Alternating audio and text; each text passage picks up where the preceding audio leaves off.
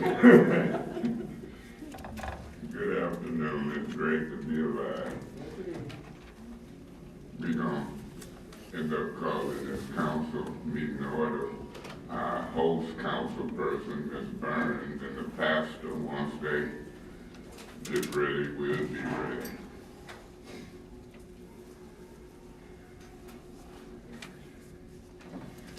Try our best to stay on time. Need some powerful microphones.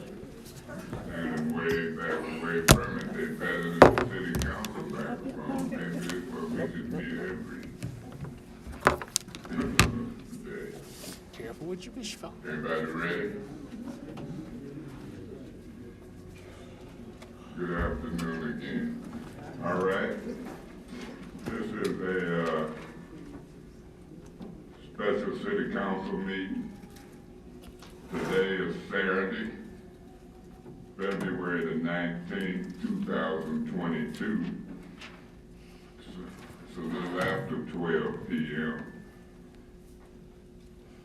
I'm looking at my clock, about 12:14. We're at the Calvary United Methodist Church. This is located on Flushing Road, in between DuPont and Chevrolet. And so if you're watching, you got plenty of time to come on in. We're at the Calvary Baptist Church, Calvary United Methodist Church, on Flushing Road between DuPont and Chevrolet. It's easy to locate. Special City Council meeting.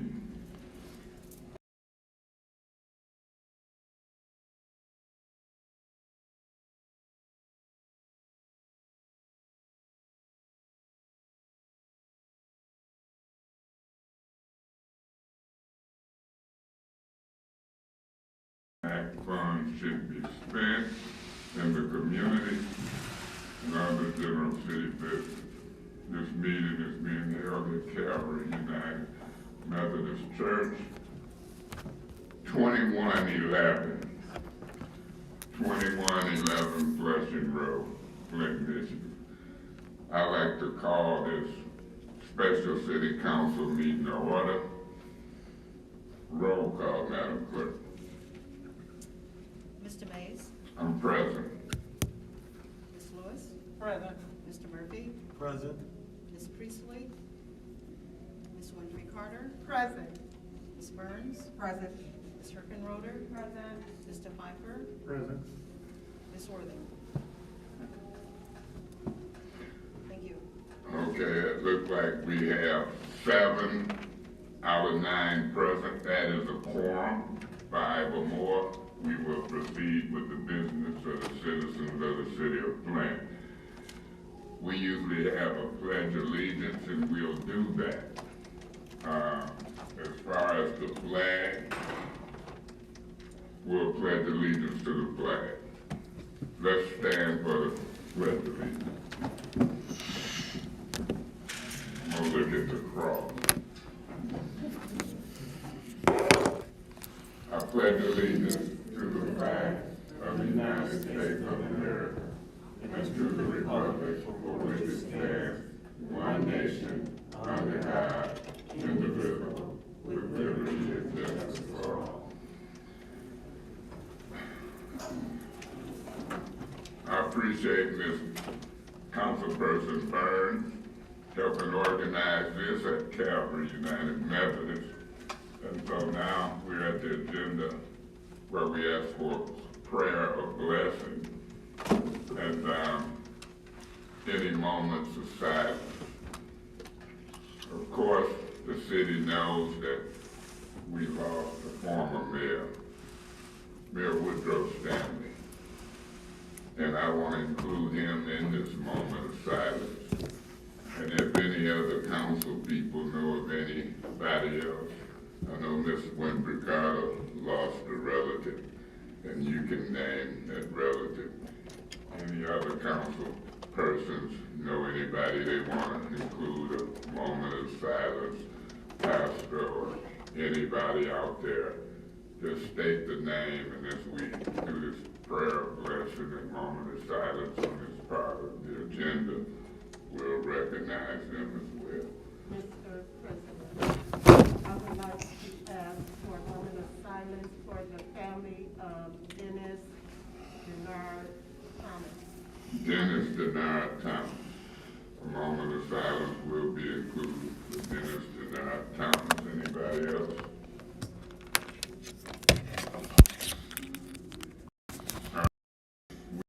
Moment of silence. Pastor, could we ask you to do a prayer of blessing, and then we'll do a moment of silence for those who have been named. Yes, sir. Mr. Father, prayer of blessing, do what you like, stand, sit, do. God receives it all. I'll be on my knees. I need it. Please pray with me. Father God, in the name of Jesus, we know that you see all of our needs, and we know that you love us and you care for us. So we ask, God, that you stretch forth your hands and that you bless our families, you bless the needs of this city. Lord, we ask that you give us wisdom in our governing. We ask that you give us wisdom in our execution of our whole life. Teach us, oh God, to be who you are calling us to be. Let us be that person. We thank you. Bless this meeting. Bless all that we are trying to do for the glory of you and also for the blessing of the people of Flint. We thank you for this and all things, Lord, in Jesus' name. Amen. Amen.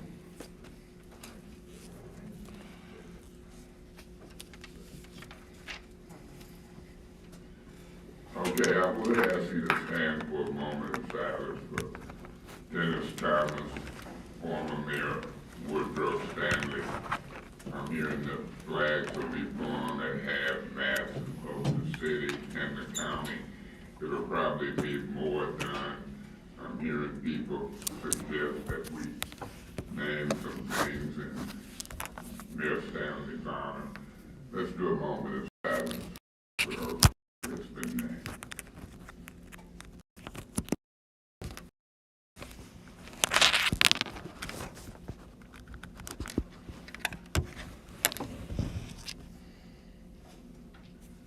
All right, there'll be seven minutes.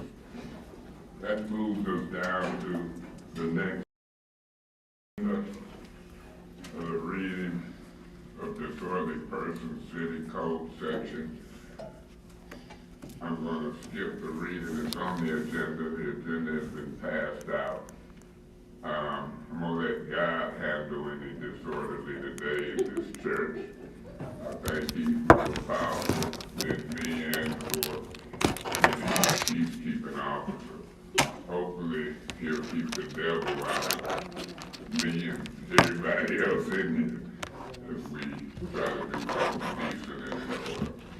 Then now that moves us down to requests for changes and or additions to the agenda. Council members out there in.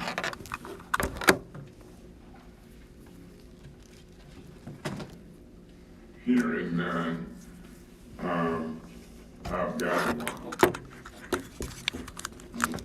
Right before the purpose of the meeting, we've got some business as it relates to the Arpa funds, the money that you're here for.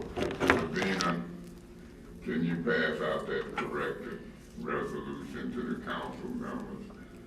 For the public and to the council members, we have a staff, and city council by charter acts by resolution and or ordinance. Those are the two main documents and pieces of paper that the charter dictates that we work by and take action.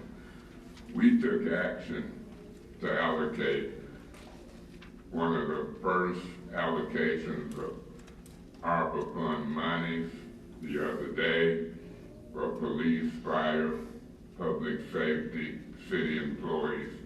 The very first allocation was $1 million for a compliance firm, Ernst & Young, to do the paperwork and make sure we're in compliance. That was $1 million. This allocation was about between 2 and 3 million or so. And that was for our essential workers premium pay. But that was a typographical error left out by one of our staff members. And so we gotta correct that. And this is the time that we're gonna entertain a motion to, oh, well, we ain't got to that point yet. We're on agenda changes. And that's the agenda change. I wanna do that business real quick, right before the purpose of the meeting. Any more agenda changes? Mr. Murphy, you had something you wanted to say? I also, do we have the resolution, or do you have it available? To show what a mistake was that. No, I wanted to also add the agenda change for the, pool market with Pastor Flint. We had a resolution that was presented. Well, I have a copy, I don't know if my colleagues have a copy of that. Okay, let's do it this way. We'll discuss that agenda change, I'll put it on there. And do you want to have it where at on the agenda, that discussion? What about additional council discussion? Yeah, we could add it in there. Let's look at it there. It's gonna be something in your box that he sent us. It'll show up in your box Monday. I'm thinking it'll move to, but we'll discuss it when we get to that. All right, any more requests for agenda change? Okay, let's go to the first one, which would be right before the purpose of the meeting, the correction of the resolution. Any discussion on that one? Ms. Roder. Now, if y'all want to really be heard, when you will get the floor, you can just come up, because this is a great microphone, and we are in a public meeting, and I want the public to hear y'all, and I want it to be heard on the airways. People looking at us live, correct? Ms. Roder, yeah. Given that on Monday there's a special meeting regarding this, I think it's inappropriate to do this today. And that's all.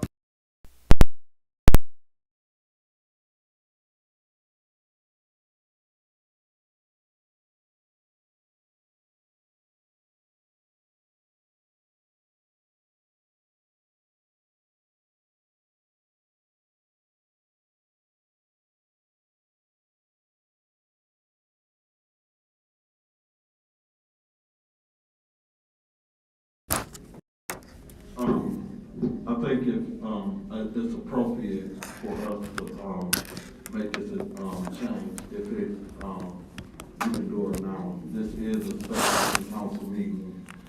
There is an agenda for add-ons. We discussing this add-on right now.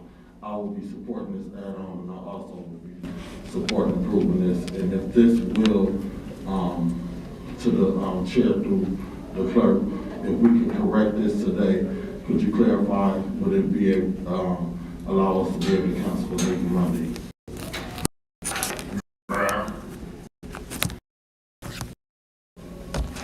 That's what I'm hoping, Mr. Murphy. Come on, Ms. Brown. That's what I'm hoping, because that's why we posted it a certain way. So far in the house of God, the Lord has us with enough people here. Ms. Brown, did you hear his question? Yes, I think so. I think a part of the question that you're posing is almost legalese, but at the same time, because council is meeting today, there really wouldn't be anything wrong with addressing that particular resolution today and vote it up or to vote it down and so forth. Because normally when there is an error, and I'll just say this, from a historical standpoint, when there's an error in a resolution, and the resolution has gone through, normally it goes back, council initiates the action in order to make the correction, not the administration. And that's not against the administration, it's just saying that's the protocol. That's how things are supposed to be handled. So what you all do today should not be, it is not illegal activity.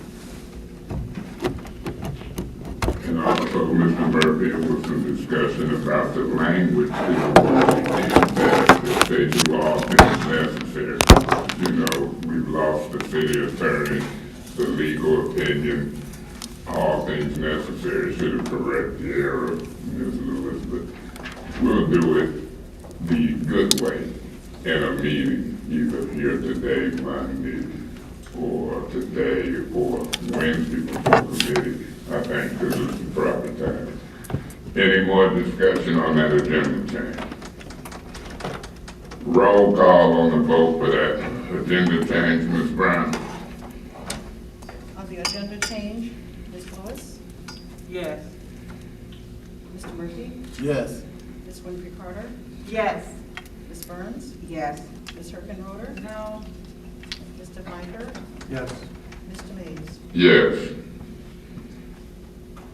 The vote is Let's see here. 6 yes and 1 no. That agenda change is approved, so we'll do that right before we get to the purpose.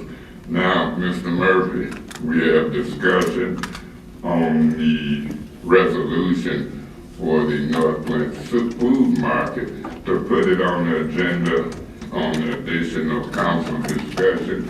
If you have any discussion on that to sway our vote, you have the floor. I'll be voting for the additional discussion, but you got comments. This discussion is for the resolution for the Flint food market with Pastor Flint. I'm not sure, Council President, whether you gave all our colleagues a copy of the resolution, but I was given a copy of the resolution. There are some things that may qualify, that's shovel ready to be where we can move forward on funding. I heard my colleagues speak on, we don't need to wait until we come up with an entire plan to start spending some COVID dollars. Pastor Flynn over there at the Flint Food Market has been working diligently to get that food market up and going. They need additional funding. They put in a request for some funding, some COVID Arpa funding. I believe Pastor Flynn emailed all of my colleagues. I have looked at the request for funds. He also gave us a detailed budget in that request for funding. A resolution has been prepared. I'm not sure who prepared the resolution. I did look at the resolution, and I think we should consider voting on giving Pastor Flynn some money for the Flint food market. And I'm not opposed to voting on it today.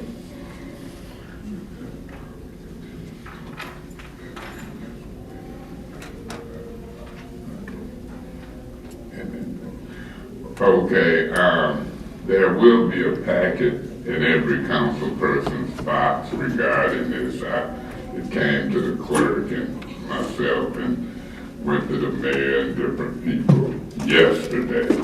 And so it'll be packed in your mailbox.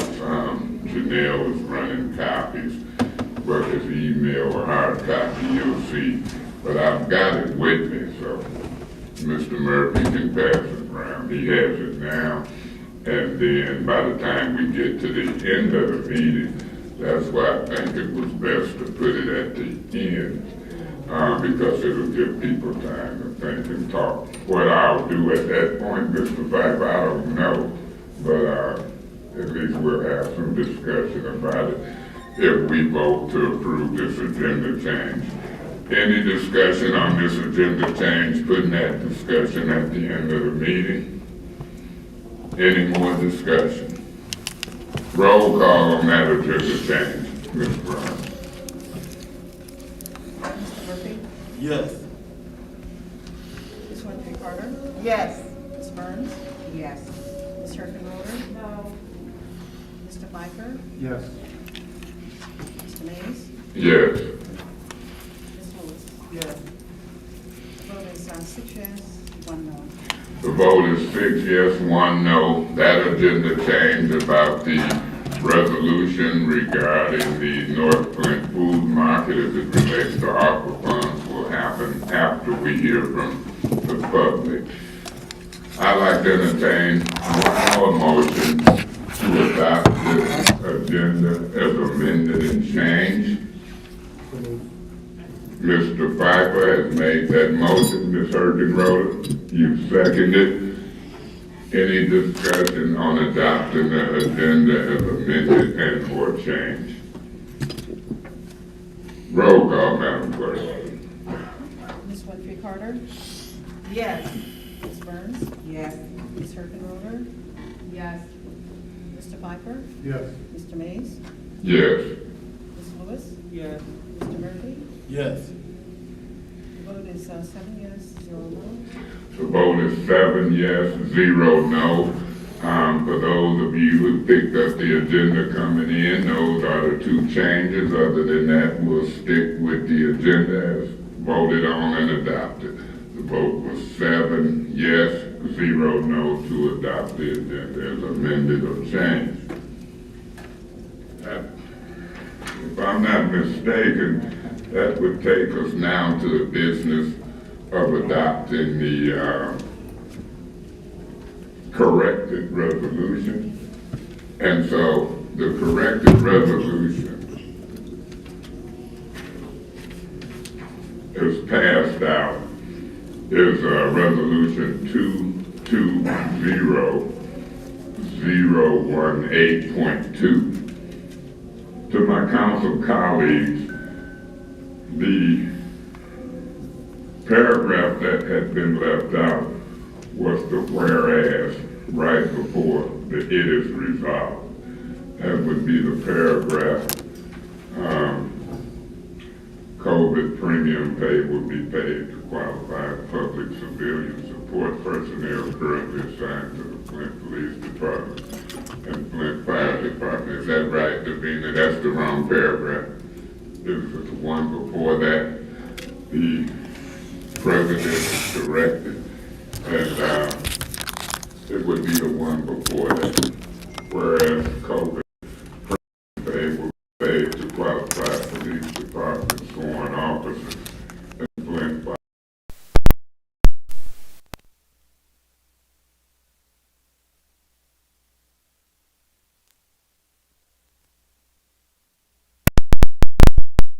$5 per hour, work not to exceed the maximum of $10,400 during the time period listed. I'd like to first entertain a motion to approve 220018.2. Mr. Pfeiffer has made that motion. Is there a second? Ms. Winfrey Carter has been recognized to second that motion.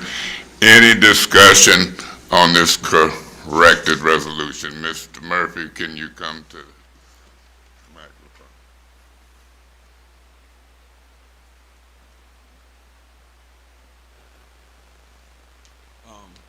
I'm gonna support this resolution, but I still wasn't clear to you through the president, to Clerk Brown.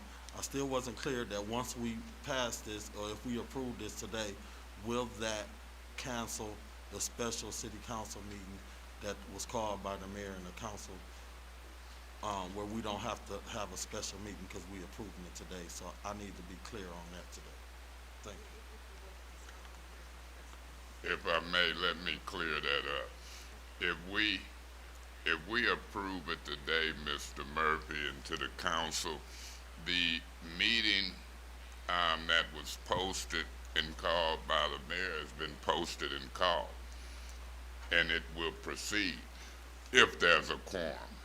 But the purpose of the meeting posted was to do what we're doing today, and so it would be best to do it today. I wish that the mayor and his administration had contacted council leadership and or the clerk prior to posting, but it is what it is. Their intent probably was to get it corrected. Our intent is to get it corrected. Now, we can show up Monday. I'll decide if I do, but it's posted It is a meeting scheduled for Monday. Will it be a quorum? The sole purpose, based on the posting, was to make this correction. Any more discussion on this motion? Ms. Brown, you got, oh, that's for the vote. All right, yeah. That's why I want to give our staff premium pay, city employees. In order for us to function and work, we've got people in our office, Davina, and people who have to work to keep the city running. Street maintenance workers, you have sometime water main breaks and all kind of stuff. I had a tree fall on somebody's house last week or so, a couple weeks, about $6,000 worth of damage. So it's certain things that you have to do in the city, and people are risking their lives.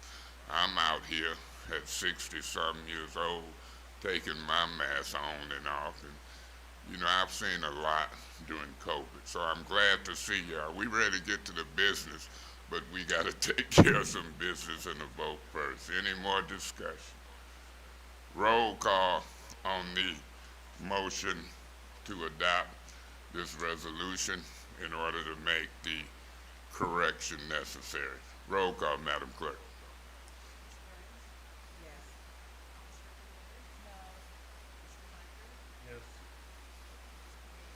Yes.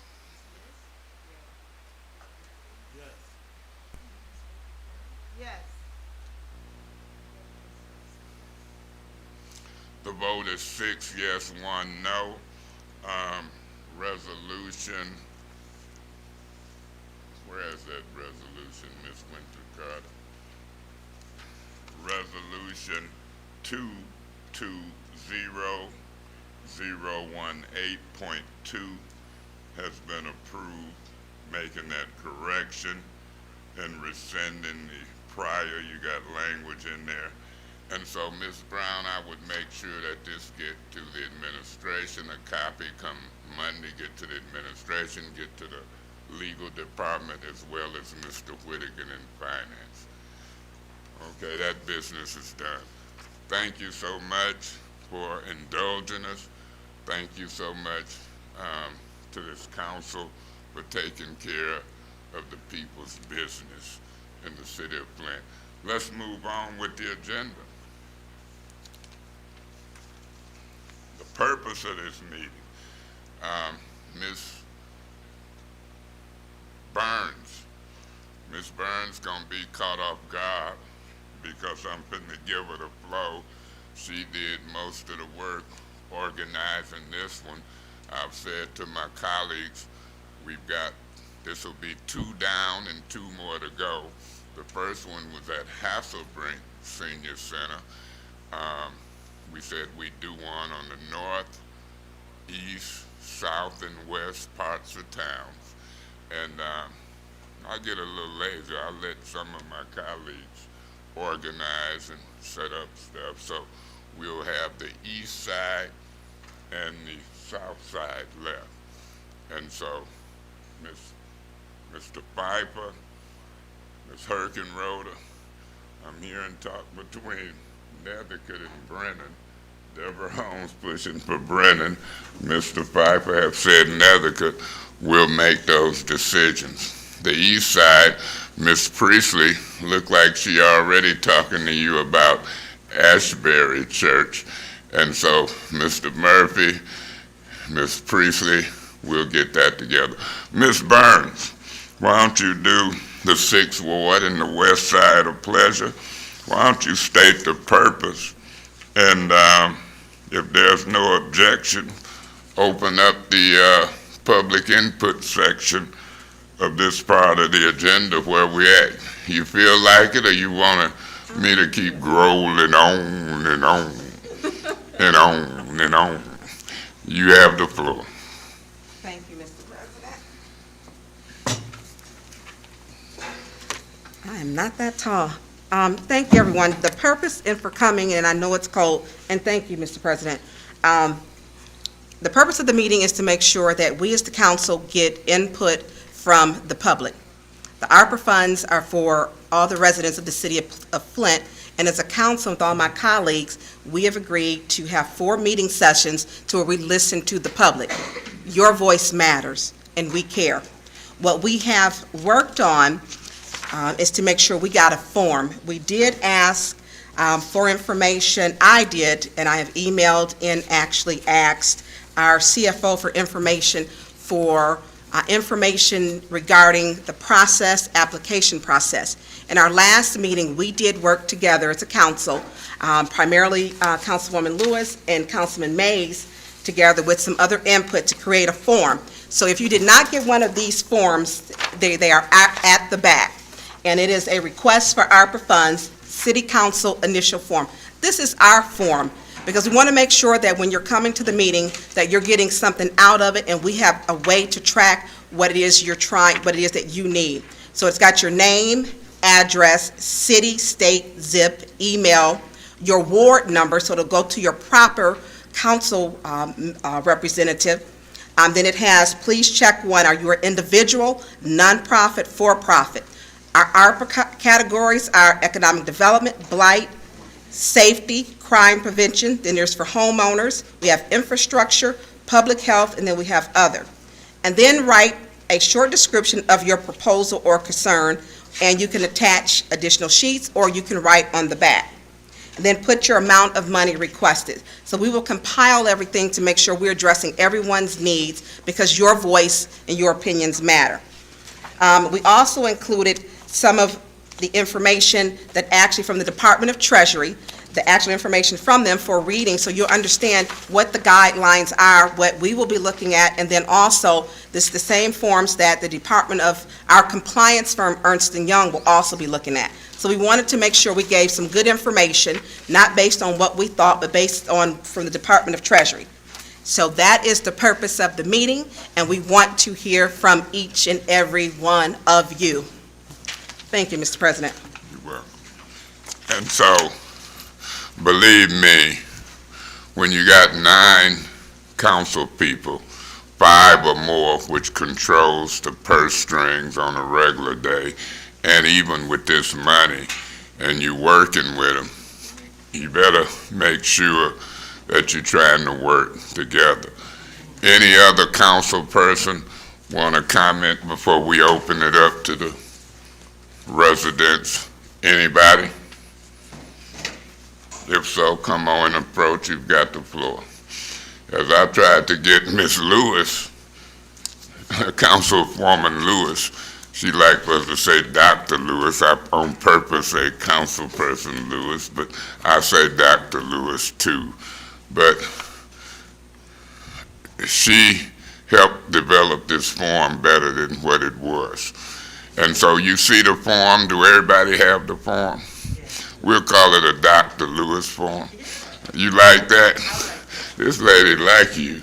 So we'll call, oh, she related to you? No, I'm related to Tanya. That's Tanya's sister. But this is we're going to call it the Dr. Lewis preliminary form. We know that Ernst & Young, the $1 million compliance firm, might develop a form, but we've been getting a lot of phone calls. And this is a generic form.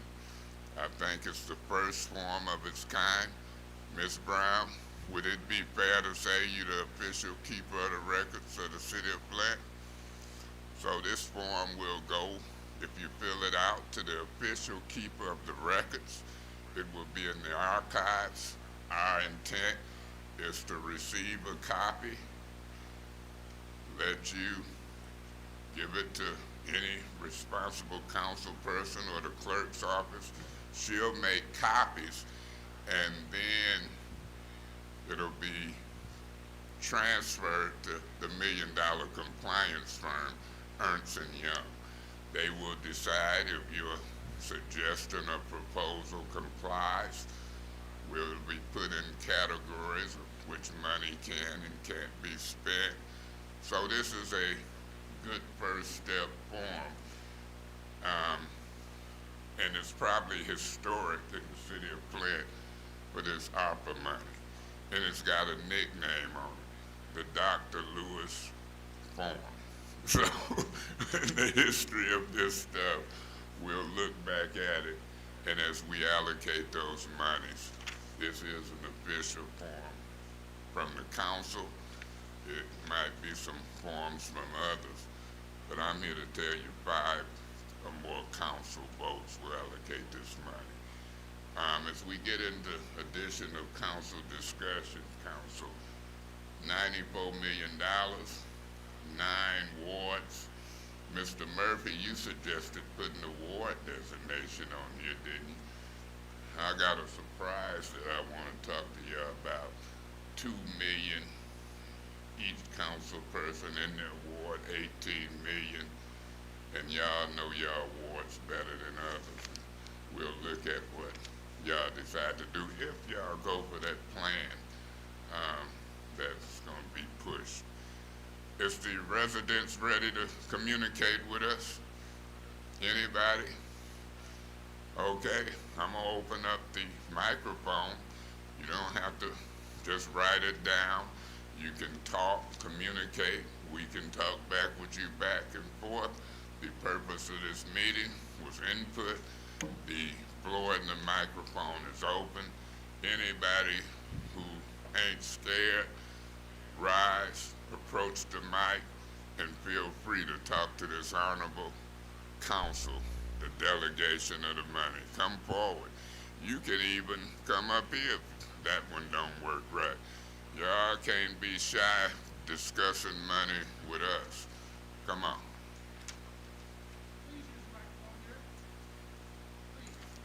You done overrode the president, see?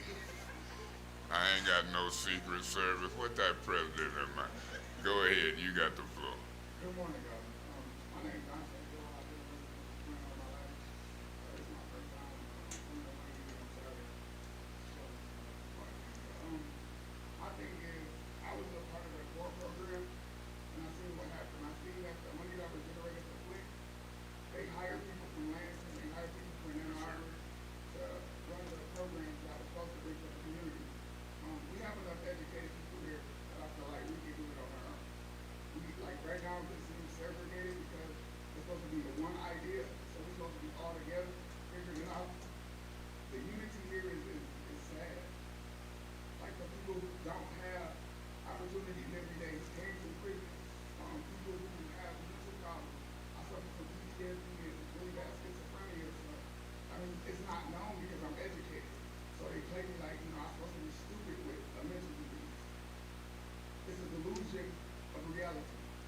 I just ask that we take this money and not just throw it out and spit it where we feel like it's comfortable for the people that surround us. I feel like we need to take this money and generate more money for our city and our community.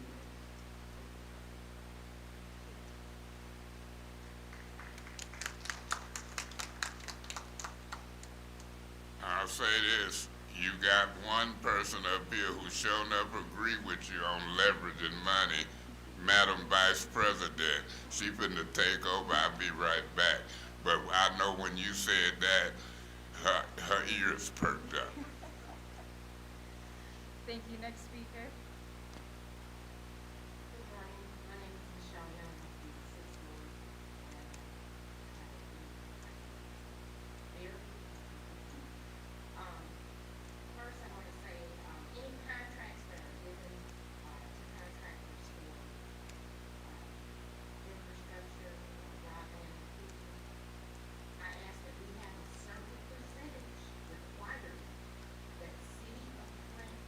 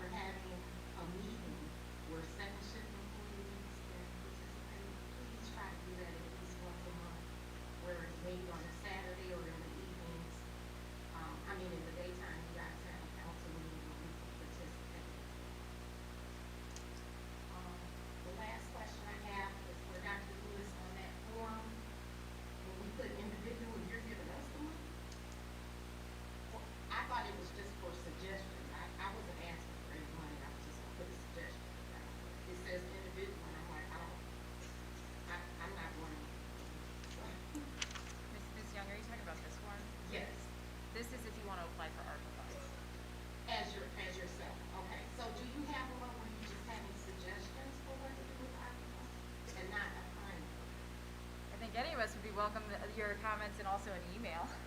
Okay. But I'll let Dr. Lewis expand on that if you want. If you want to. Well, that made sense what you said, unless she had something, that's fine.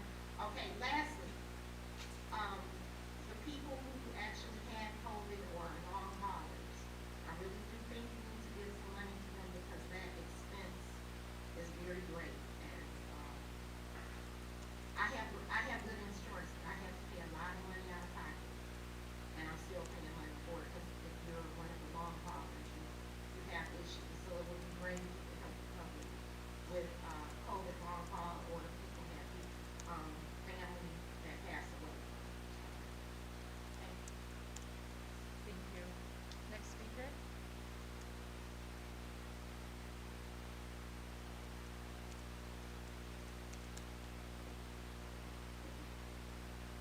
Good afternoon, everybody, to the council, to the folks that are in the audience. My name is Arlene Wilborn, and I am the general manager for the North Flint Food Market. And just before I start, I like to piggyback on what you said about swimming pools. I am one person that cannot swim. I would love to learn how to swim, but I don't think that anybody can train me on that. But for the young people, I think it's very important that they know how to swim in swimming pools. It's part of life. But as the North Flint Food Market General Manager, I just want to tell you guys that this store is going to be so beneficial for our residents. First of all, I grew up on the north side of Flint. My dad still lives on the north side of Flint. So for me, this is coming back home where I grew up at. My background is Myers. I worked with them for 26 years. I started at the Pearson Road Myers. I worked at the Center Road Myers, Davidson, Oxford, the Pier, and Auburn Hills. But all the work that I did for Myers, my passion is for the North Flint Food Market. Because this is my home, this is where I would like to show young people what it means to execute, what it means to delegate. How can we reach our citizens, have a place they can come and shop within a 1 mile radius of where they live. We want to be able to partner with other small business owners, for instance, vendors that may not have a brick and mortar, but they have something they want to sell. So we want to give them that platform so they can be able to sell their merchandise and work on ways so they can become their own brick and mortar and have their own place.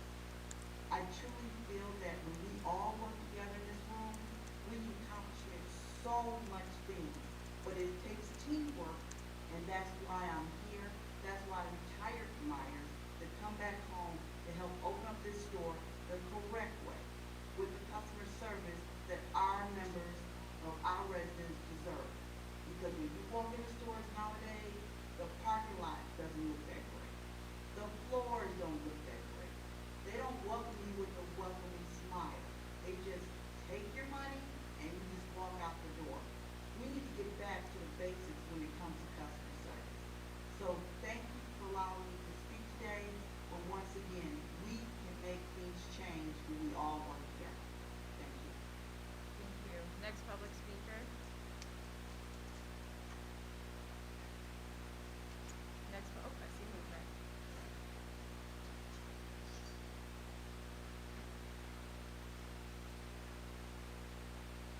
Hello, my name is Ron White. I'm actually from the Valley Association. I just like to, it's small to get, I just thought about, I don't know,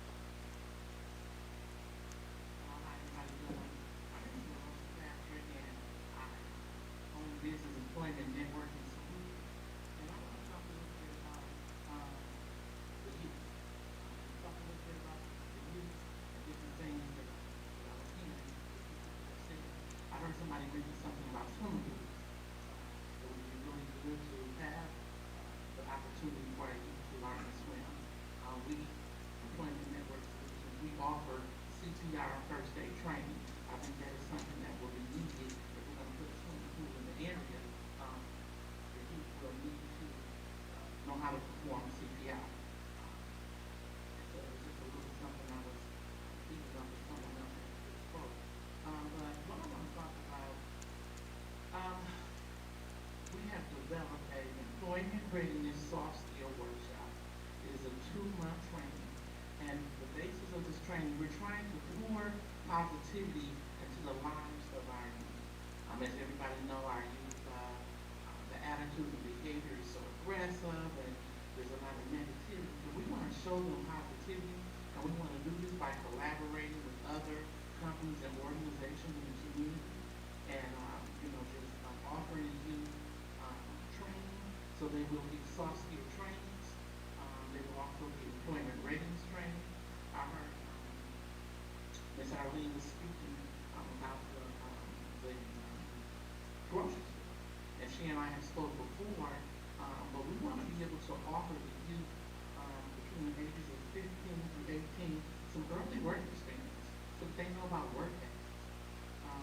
And so we have talked, and we are going to be collaborating. This will be one of the places that you will be able to come and get early work experience.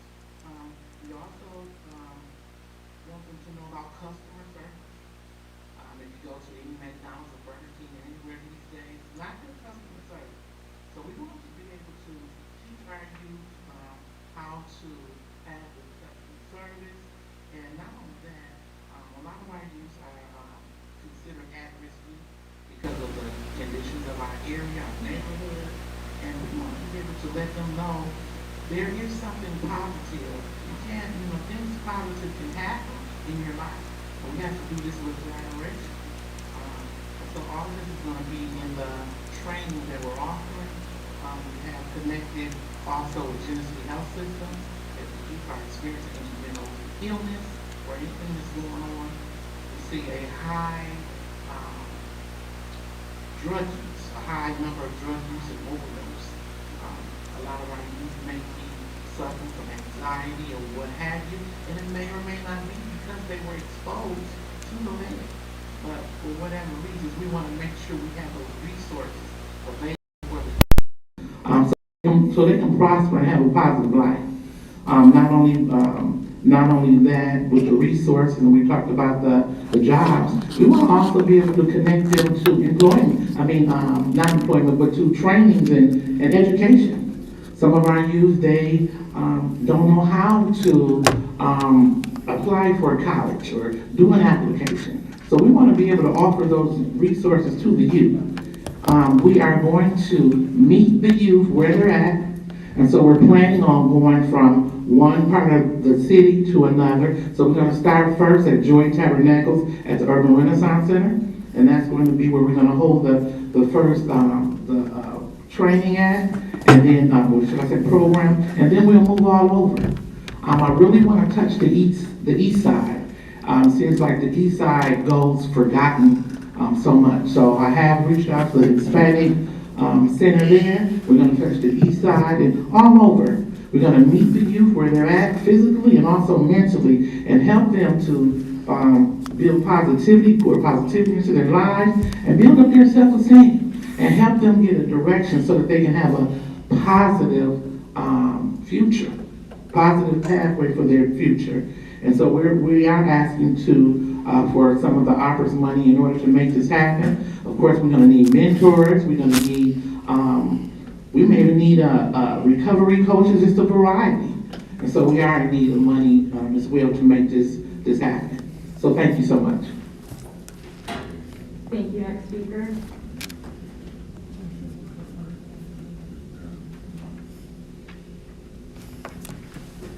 Good morning. I'm Dr. Joyce Ellis-Whitebill. I have to acknowledge that I do sit on the Flint Community School Board as the Vice President. I heard a lot of you requests. I want to let you know right now that we're in the midst of working and passing the strategic plan. In our strategic plan, we have space for Northwestern. We are looking at opening up the swimming pools. We are looking at some of these schools how we can benefit them for the community. So I want to let you know that now that Wednesday, we are going to be working on the proposed strategic plan. We need more community input. This money is about educating the public. We have the education part, and the city has responsibility for the education of our families and our friends. We have put together a lot of things that you're saying is already in our strategic plan, and we're looking forward to moving that forward. A lot of things that we're talking about is schooling. We have a process that we're working on, these buildings. However, we got to find out where our kids at before, and we are going to build a new school, maybe two. So, and we're listening very carefully. We are even in your strategic plan. It talks about we're going to receive our kindergarten back from GISD. That's part of our strategic plan. So I want you to know that the board is working, no matter what the elephants in the room is saying. We're just working strategically. Our board is about being unified. I know what's in the strategic plan, but do all my board members knows what's in it? So we're having this workshop. I come to you on behalf of my city council person, Mr. Fiber, is that I want to talk about transforming public parks into functional learning engagement spaces. Using solar panel and bridging that digital divide gap. I sit on the master plan when they first started designing economic and education. We talk about social equity. There's no social equity. You can't have social equity without allowing underserved people on the population access to the internet. Research and study, which I have done, shows that virtual learning, the pandemic, the water crisis, that we need to look at a new way of learning. Outdoor learning is going to be the key to bringing these kids back. I have a program and a model that I will be using, and what I'm asking people to do, if you want to have tutoring programs and different things, line your program up with what we are teaching. We can't have you over here teaching something else and we're trying to bring our kids together. So with this tutoring program that I have, we call bubble tennis. I pops up. I can go to your backyard, I can come to your church, I can go to different places. But the problem that I had, back in 2016 and 2017, I wrote a proposal to CMU and they asked me to bring it to the public. Bridging that digital divide gap is essential. Our young people, I did a research. Most Flint young people that went to Georgia and Texas. I was down there at a job fair. You know what the problem was? They had the same problem they had here. They couldn't even get the interview because they did not have access to the internet. $10 a lot when you're paying minimum wages for a mother to pay an internet bill. When gas is up to here, she has to make a choice. Do I pay the internet or do I get gas? And I've been before the public many times talking about, buy this city up. This is a college town. If you can light up downtown and you can give me a ticket if I park to blow my nose. That's through the internet. You can give me a ticket for everything else. You can see me, you can take pictures of me. So the internet accessibility is already in our street lights. Where I'm saying is turn these parks into solar panel parks where parents can have access to the internet. If something is going on, you put a camera there. People can charge up their devices. It's not going to cost you very much. Mr. Pfeiffer, I would like to sit down with you and we have this conversation. And I have a proposal that I go around and just like in Flint, talking about re-educating our kids. Kids in low income, they on virtual learning. Here's a problem I have with people. Where the mom and dad doesn't read. I'm from Mississippi. My parents woke me up to send me to school to learn how to read. Parents don't have masters, PhDs.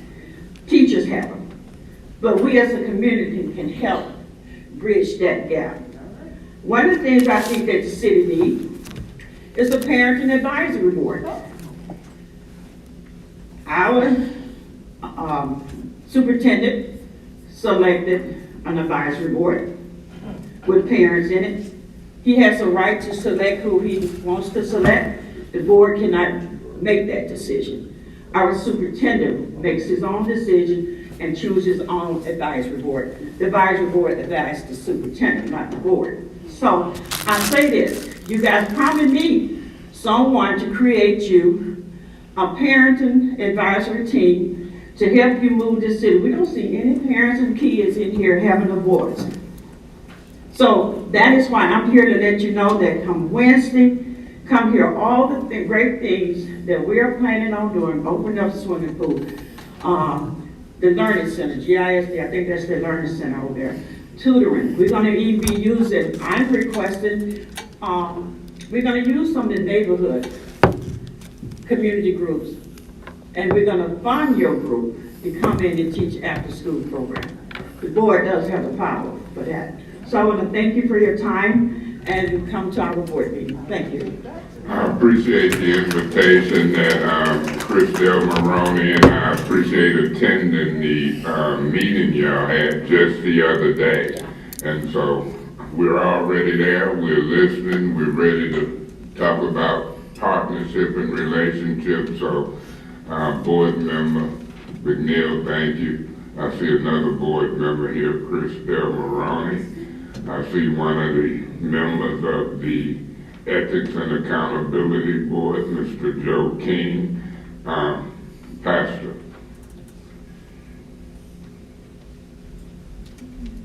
Hi, I'm Pastor Gregory Timmons, pastor of Calvary United Methodist Church. So one of the things I wanted to address, the young lady that just spoke from the school board, one of the game plans that we have in this church is to help in the community where there are gaps. One of the gaps that we know is that technological gap. A couple of the plans that we have actually are to help address that gap. So that room right there, we plan to stage that, fill that room full of computers. We have the highest level of access to internet that you can have in the city in terms of speed. We built the infrastructure last year, and we plan to make that available to any student at any time throughout the day, and also for parents in the evening. So I wanted to say that because sometimes it looks like rather than working together, we're competing. There's no competing. So if there were a way for us to contact and connect with you, that we could then have that conversation of when you would need access and be able to, and I don't think it's just my church. I think that if we had a coordinated effort looking at these ARPA funds, we could look at the geographies, look at the zip codes and say, who's willing, who has a space, and there are a lot of churches with a lot of space, right? Who has a space that we can set this up and we will help you in terms of your infrastructure. I don't need the help in terms of the infrastructure. Now, I still need to buy computers, and I'll do that with the ARPA funds or without them. Be helpful with them, but whatever, we're gonna do it. My point I'm making is that we are more than willing to help create a place, a safe place for children. One of the other plans that we have for those computers is what we will call Game Club. So everyone doesn't have the political or physical ability to play sports and to excel. So what do those kids do? We don't have playgrounds, especially in the winter, that they can play. So what do? They stay home, or they get in trouble, or they join a game because they don't have a sense of belonging. Well, one of the things that we plan to do here, and this isn't a commercial for Calvary, not at all. But what we plan to do here is to have a place, a safe place for those kids to be able to compete and communicate and play games and the whole works, and it be safe. And they're here for a while and they go home. But again, I think that can be a coordinated effort, not just here, but you have churches all over the city that would be willing to do that. So I just wanted to say that quickly. Yes, ma'am. The other thing is, we have some established organizations here that are not receiving the support that they could receive. For instance, you have the Children's Museum, who was, They were strategically excluded from the funds that you get, that the museums are getting from the county, from the tax dollars. So, but the thing about the Children's Museum, and a point of disclosure, I'm a former board member of the Children's Museum. Okay, so I speak with what I'm talking about, but I have no influence of the school, of the Children's Museum. But those dollars, I've heard from parents' mouths, they didn't know who I was, and they were saying, but we like the Children's Museum because we feel like it's us. So I think it's important as we develop our plans and our game plans for the Arpa funds, I think some of that should be built in for those pre-existing organizations that are here to help our children and find out what they need. Now they may be, and I don't know because again, I'm not a board member, they may be actually submitting dollars for something. But I'm simply saying, let's not forget them. Another program is the Freedom School. There's a summer program that's used that takes kids' reading level up at least 2 to 3 points from where it was. It's a 6-week program. And in Freedom School, there is one that's here. Again, I'm not asking for anything. I'm not asking for any money. So this isn't a conversation about money for Calvary. This is a conversation about Freedom School has been successful. Kids have been helped in terms of their self-esteem as well as their ability to read and to focus. It's 6 concentrated weeks, and in those weeks, those kids have fun and they show up every day. They look forward to coming, and it's been beneficial. So it's something I think that needs to be looked at. One of the things that this church has been contacted on, but I don't think it's just this church. There are union organizations that want to work with institutions so that people can be trained on everything from painting to working with plumbing and the whole works. Now, the conversation is that, well, we have programs like that. We have some programs like that, and they're somewhat exclusive, and they're not necessarily easy to access. What I'm talking about is making this accessible to anyone and everyone who's interested. The reason I'm talking about using some of these faith-based organizations is because we don't close our doors. And we don't care if you smell. And we don't care if you don't look good. We don't care. We can help you with that. Right? So we're not going to exclude you. Our goal is to get you to be built up. That's what we're about, and that's how we take our community to a different place. One of the other things, and I'm almost finished, a couple other things. I think that one of the things that really has helped when I was a kid, and I grew up in the South, but I think martial arts training would be very beneficial. Now I say that not so we have a whole bunch of kung fu fighters around, but I say that because of the disciplines that come from learning martial arts. Fighting is the last thing that you think of when it comes to martial arts. What you're talking about are learning the constructs of self-discipline, self-control, maintaining and managing your environment so that you don't have to be in conflict. Conflict avoidance. Those are some of the things that you learn. And so I'm saying that I think we should really, when you talk about training, and I don't know what young lady was here, she was talking about helping kids with their positive attitudes. This is certainly a way that you can do that, and you can, and the kids are benefited, and they'll enjoy it as well. Last but not least, I really think for those churches that have the capacity, I really think we ought to leverage them. During the water crisis, before even the nonprofits stepped up, the people who supported the community were churches. That's right. They spent their own money and they bought water and they made it accessible and available. And then when the city dollars and the state dollars came in, they said, okay, we're not charging you. Use our facilities to help the public. I think that we ought to be included in that conversation. Again, it's not about having political clout. I could care less about political clout. I'm just saying, I've done the Fortune 500 thing. I've ridden in first class. I know what it's like to manage thousands and millions of dollars. I could care less. This is about helping people who ring my doorbell and say, I'm hungry. and I need a place to stay. And can you help me with my light bill and my phone bill? That's the conversation, and that's the help that I would like to provide, and that we, as this church, and I know others are working for that. So, again, thank you for your time. I apologize for being so long-winded. Thank you. Yeah, Pastor, you can be long-winded. We owe you rent for coming in here today. So, you know, these forums is here, whether it's 1 or 2, 3 programs. My colleagues, if you hear something that you want to respond to, just get up and talk back and forth. This is for the people, but then I want y'all to feel comfortable talking to us. And I want y'all to feel comfortable talking back with them. And then at the same time, if you get up once, you can get up twice. You've got the floor.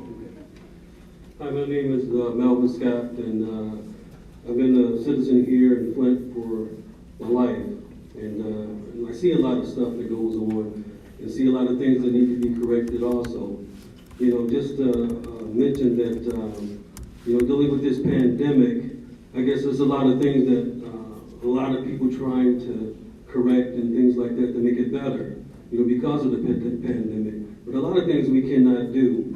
But based on the pandemic, they, you know, went around, you know, asking to replace your faucets in your homes. And I guess it was free of charge. And then I guess after a period of time that went by, they were saying, replace the faucets. And then they said, well, yeah, replace the faucets. It's like, you know, well, the water is still contaminated. Why would you want to replace the faucet and they're still contaminated? You know, same thing with the water heaters. And then so they offered to replace the water heaters, okay? Same thing, you know, and so now I guess now that we further down the road on this issue, I don't know if they're still gonna do that or not. You know, based on them coming when the water was contaminated, I don't know if they're gonna do it when the water get right. And I'm still not sure if the water is right now, you know. Right, yeah, right. So as far as it not being right, like I said, you know, we still gotta put forth an effort to make sure all of this stuff is done, because we have to be safe just as well. You know, when this water issue be done with, you know, and then so based on that, like I said, you know, we gotta work hard at it just like everybody else does, you know. And my major issue is one that, of course, I'm pretty sure this issue has been brought up a numerous amount of times, based on the streets, you know, and the repair of the streets. All the streets in Flint need to be repaired, okay? But number one streets that need to be repaired is downtown. Downtown is a big issue, because like I said, you got all of these people coming from all over, coming downtown, you know, for functions, for festivals, the Bobby Cram, the, you know, back to the bricks and things like that. These people are coming from all over and looking at our downtown streets and probably saying, geez, these streets are a mess, and which they are. And they should be fixed, you know, based on either replacing it with bricks, you know, but those bricks you have to maintain quite often in order for them to be successful as far as, you know, being the way they should be. Or, you know, I can understand if they decide they wanted to concrete it, asphalt it, or anything like that. But they probably won't do that because they were saying, you know, well, that's going to take away from back to the bricks. Well, like I said, if it's going to take away from back to the bricks, if you're going to continue to have the bricks, you know, just make sure you keep the maintenance on it. Because like I said, these people come from all over and they see these streets and they are destroyed. And like I said, you know, they should put forth an effort to do that, to make sure these streets are repaired.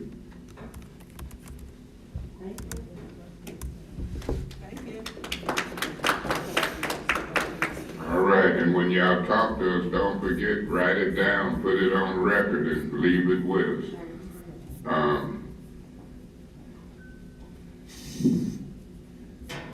We're going to have to put her on payroll. Go ahead, ma'am, you got the floor. My name is Regina Baker, and some of the things I would like to see on mental health therapists is something done with kids and mental health, any kind of volunteer program we might be able to get together. But I also would like to ask about this form. Is this for individuals say for private practice, mental health, just since you got behavioral health on this form right here. Yeah, you can use that form as an individual, as a profit, as a non-profit. That form can be used as the preliminary form, and we created it, and we want phone numbers, communication address. You can communicate with us, but that form can be used by individuals, profits, non-profits, yes. Okay. Also, I was thinking about tutoring programs. I see a lot of children and tutoring programs, they need a lot of tutoring. And we don't have too many of those available that they know about. So that's something I think would be very helpful also. And is it a deadline for filling this out? We have up to 4 years to spend this $94 million. I would put my credibility on the line and say that we're not gonna spend it all. What's this, January, February, March, April, May, June. We don't get the second 47 million to May. So you clearly got 3-4 months or more before we spend all of this money. It won't be spent that fast. The second 47 million ain't here. We've had the first 47 million in our banking account since May of last year. And so the process of spending it has been slow. Under the old council, we wasn't able to spend a dime. We had 4 yes votes. We tried to spend $4 million for public safety, $3 million for blight. We would have 4 yes and 5 no. You see movement under this new council. We've allocated $1 million for the compliance firm. We've allocated about 2.6 to 3 million for essential workers. The money is moving now, but it won't run out in 3 months or more. So you've got time. How long would it take to get word back whether or not you approve to get any of this? When they go into us and they go to the keeper of the permanent records, the city clerk's office, we will then take a copy of each one and turn it over to the $1 million compliance firm. They will scrutinize it, see if it fits all the rules, and then they will give us back an answer, yes or no. Once we get a yes answer, then 5 or more of council will fund that project or reject that project. And so you're talking to the people who control the purse strings. That's the process that we see.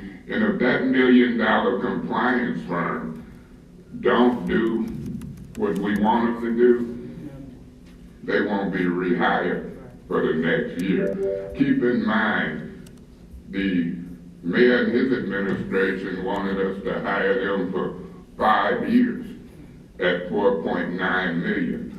We were smart enough to say, we're not gonna cut y'all loose like that. We gonna give you a shot. We'll try you out. I wanted to try them maybe for 6 months, some 2 years. We settled on 1 year.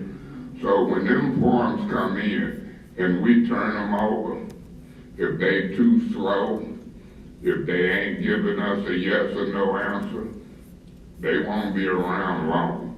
So we've got a system in place, and they work for us, and they might get $1 million if they don't do right, but they sure won't get 2.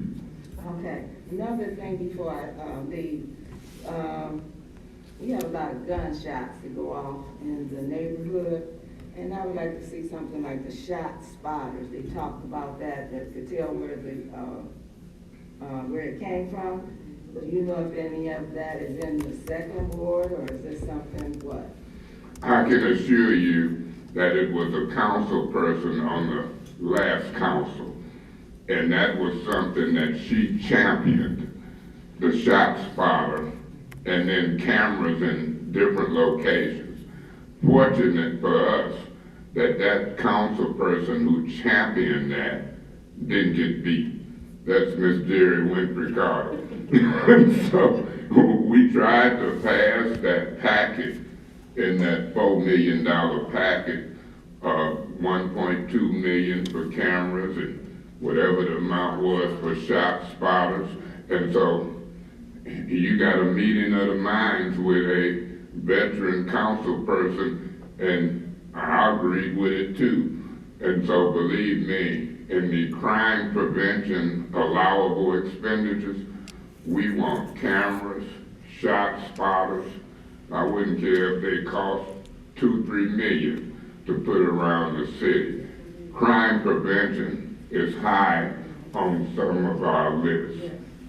So what about it? I'm not sure what you mean. Are you guys did pass it or what? Under the old council, it was 4 yes and 5 no. I'm gonna make a prediction under this new council, you will have a majority vote on stuff like shot spotters and cameras and things of that nature in the crime prevention category. Let me tell you one thing.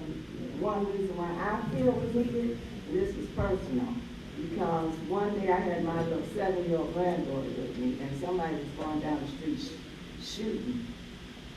And then a bullet hole came through my house. It could have killed her or me. And we didn't know, we called the police, and then it's really nothing they could do. If they had something like that in the neighborhood, then maybe we would know who did that. Okay? I hate for somebody to be dead before somebody passed that thing that we don't need because we did. I know of an incident at 4:30 in the morning where shots came through a person's house. The 7th grader got shot in the leg, don't know if they can walk, not only with the shot spotters, but with the different cameras, with the real high tech. You can see people moving around. We need to send a message across this community that if you're moving and doing, we want to have the methods and technology in place to catch you. And in the area of crime prevention, last we looked, it was over 8,000 complaints naming people in the Detective Bureau backlog. I'm only one vote, but I'm gonna try to get that situation straightened out where people are telling on people and then the complaints just laying there. I got a call from Chief Green yesterday.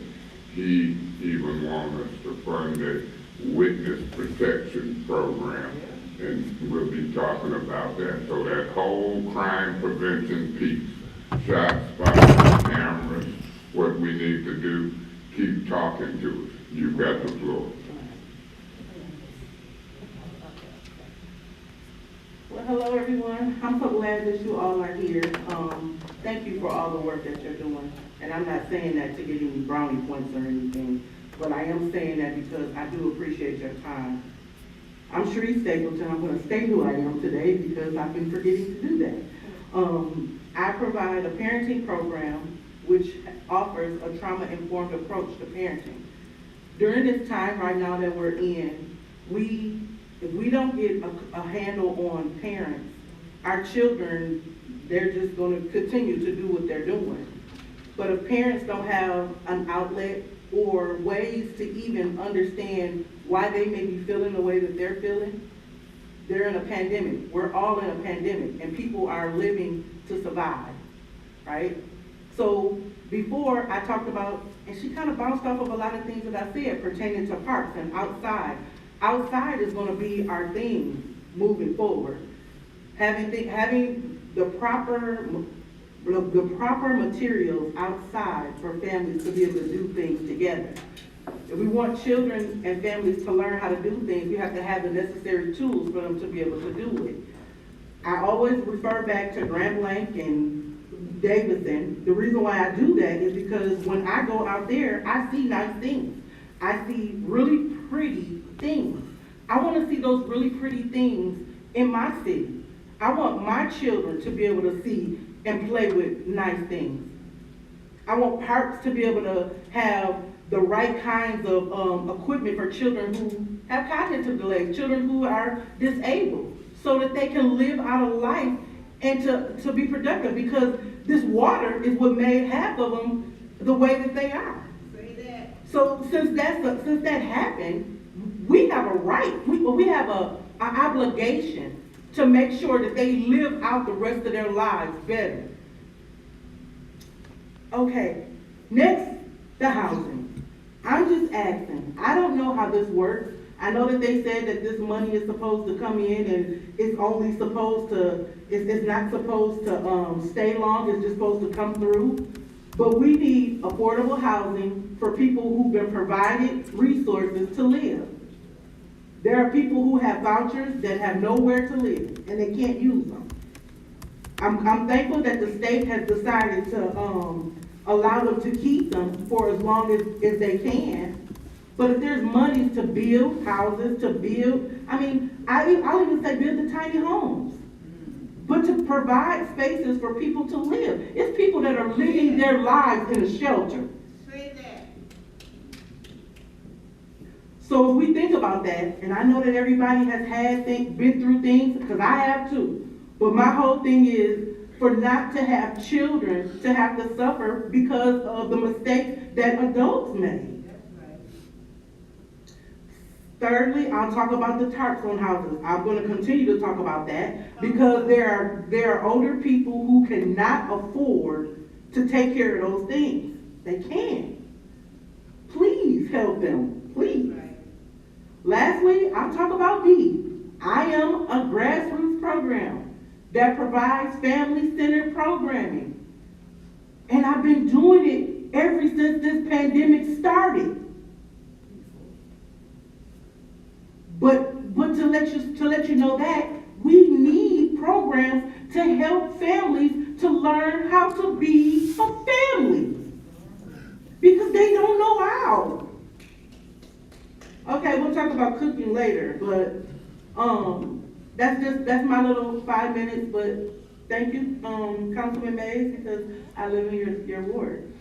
You got to be kidding now.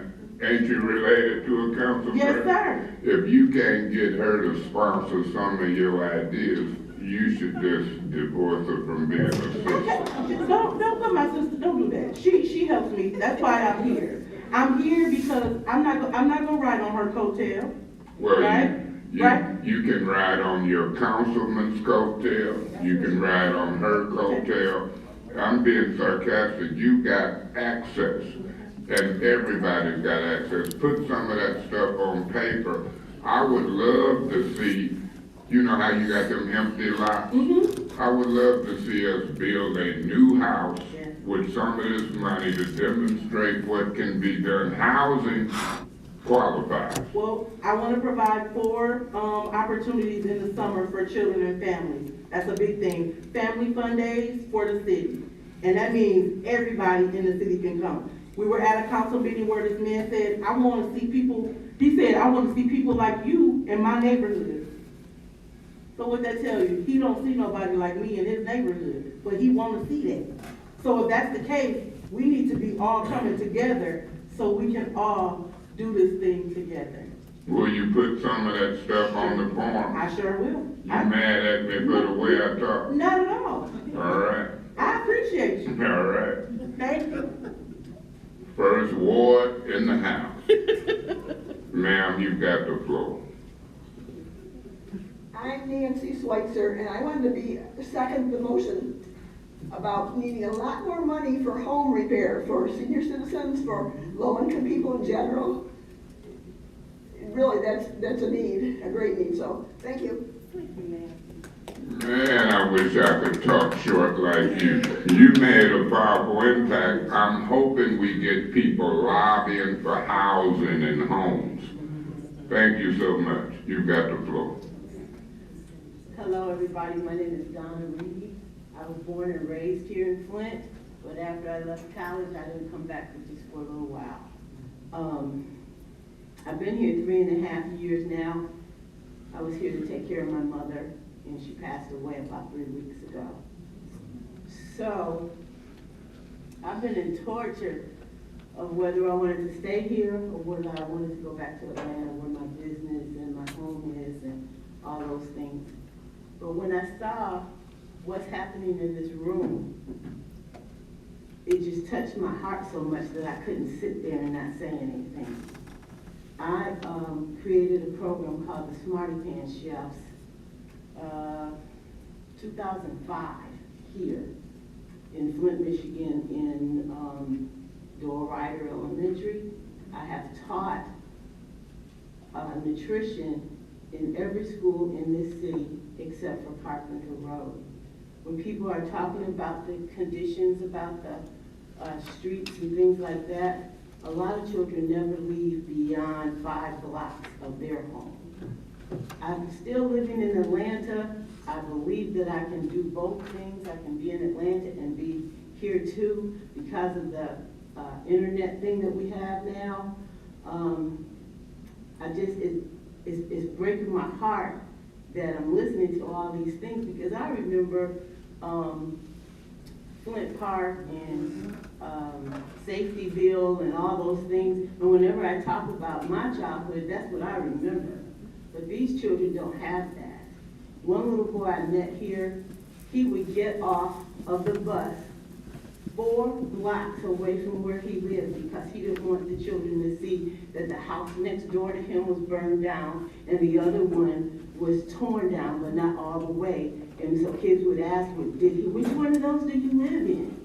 And he was so ashamed that he didn't even want to come to school anymore. So he would act like he was sick all the time.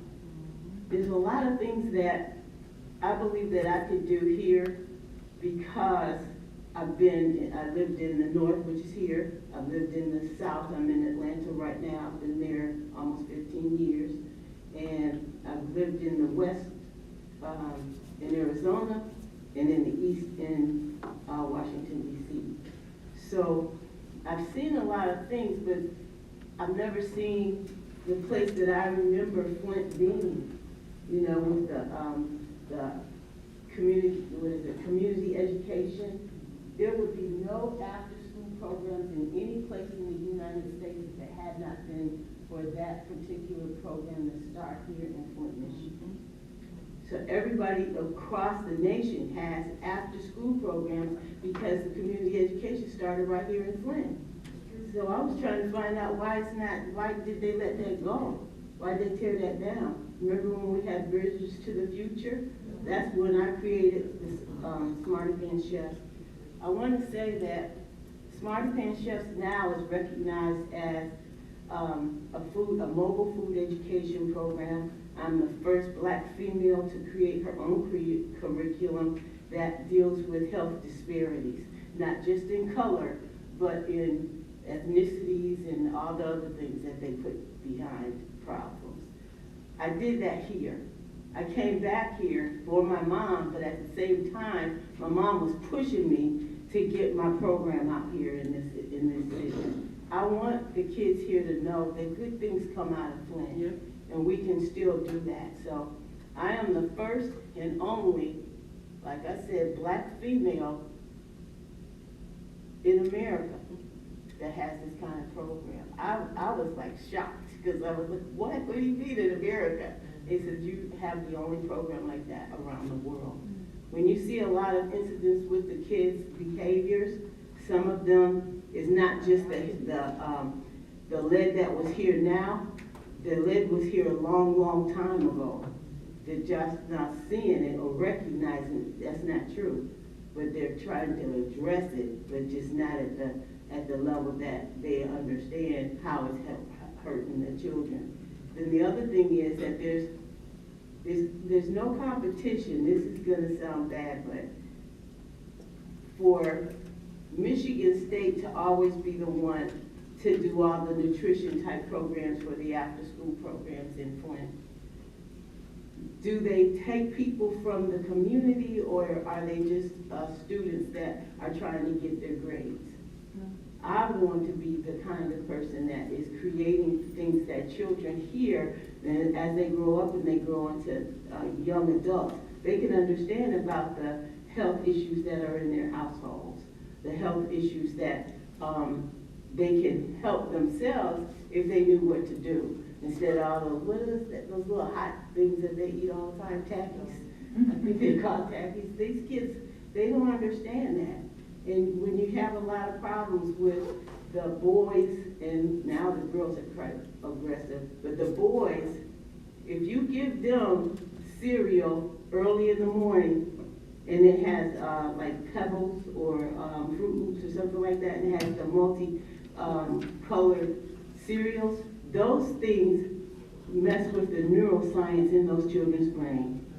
So if you have blue, red, yellow, and orange, you're gonna be off the hook by the time math gets here. And math is always taught in the morning, not in the afternoon, not in the evening. So I want to tell you that I have not made up my mind that I'm going to move back, but I do have a home here, so I am a citizen of Flint. But I'm out in Beecher.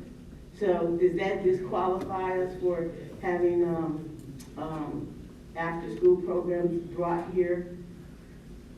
I will just very quickly say the Community Education Initiative at the Crim Fitness Foundation has been up and going in Flint schools since 2015, I believe. They weren't here at first. When I was here, they weren't here. Well, so it's hosted by the Crim. It's in all of the after-school, it's in all of the Flint public schools, along with Flint Cultural Center Academy, as well as International Academy of Flint. Crim Fitness Foundation is the lead agency on that, just as a heads up. The program that I'm introducing again is that it is a STEM program, science, technology, engineering, and math. And I see that you all have that within the educational system, but it's just different. We need to make it so that it's applicable to the family, so that family engagement can be built around those things. Because if mom doesn't understand that her little boy has or her little girl has a sensitivity to certain foods, then you're going to see the behaviors in that classroom because they don't know. So I just wanted to tell you guys that I'm here. I want you to pray for me because I'm not sure where I'm going to wind up. But because we do have technology, we're working from Atlanta to try to really collaborate with Flint. And just pray that the Lord keeps leading me in that direction and letting me know what I need to do. He said your gifts will bring you before kings. And this is my gift. I have 4 years of working with children and their families. And I'd like to be able to help you all too. All right, thank you. Thank you. Next speaker. Real quick before we start, I think Dr. Lewis wants to respond. All right. I just want to comment to you. Hello. So yesterday I was a part of the Flint School Board meeting where they were talking about how they want to spend their ESSER funds. So I definitely admonish you to get with Joyce McNeil so you can find out when the next meeting, because they have more money than the city of Flint does. So please tap into them. And it'll be a great thing to have local people doing it. So yes, we did hear Crim. They have been in charge of that. But hopefully with this money, we can explore more boots on the ground and getting our local people engaged. So please, just don't attend this meeting. Make sure that you attend the Flint board meeting because they want to know, what should we do with this money? And so with you at the table telling them, hopefully they'll listen. Thank you.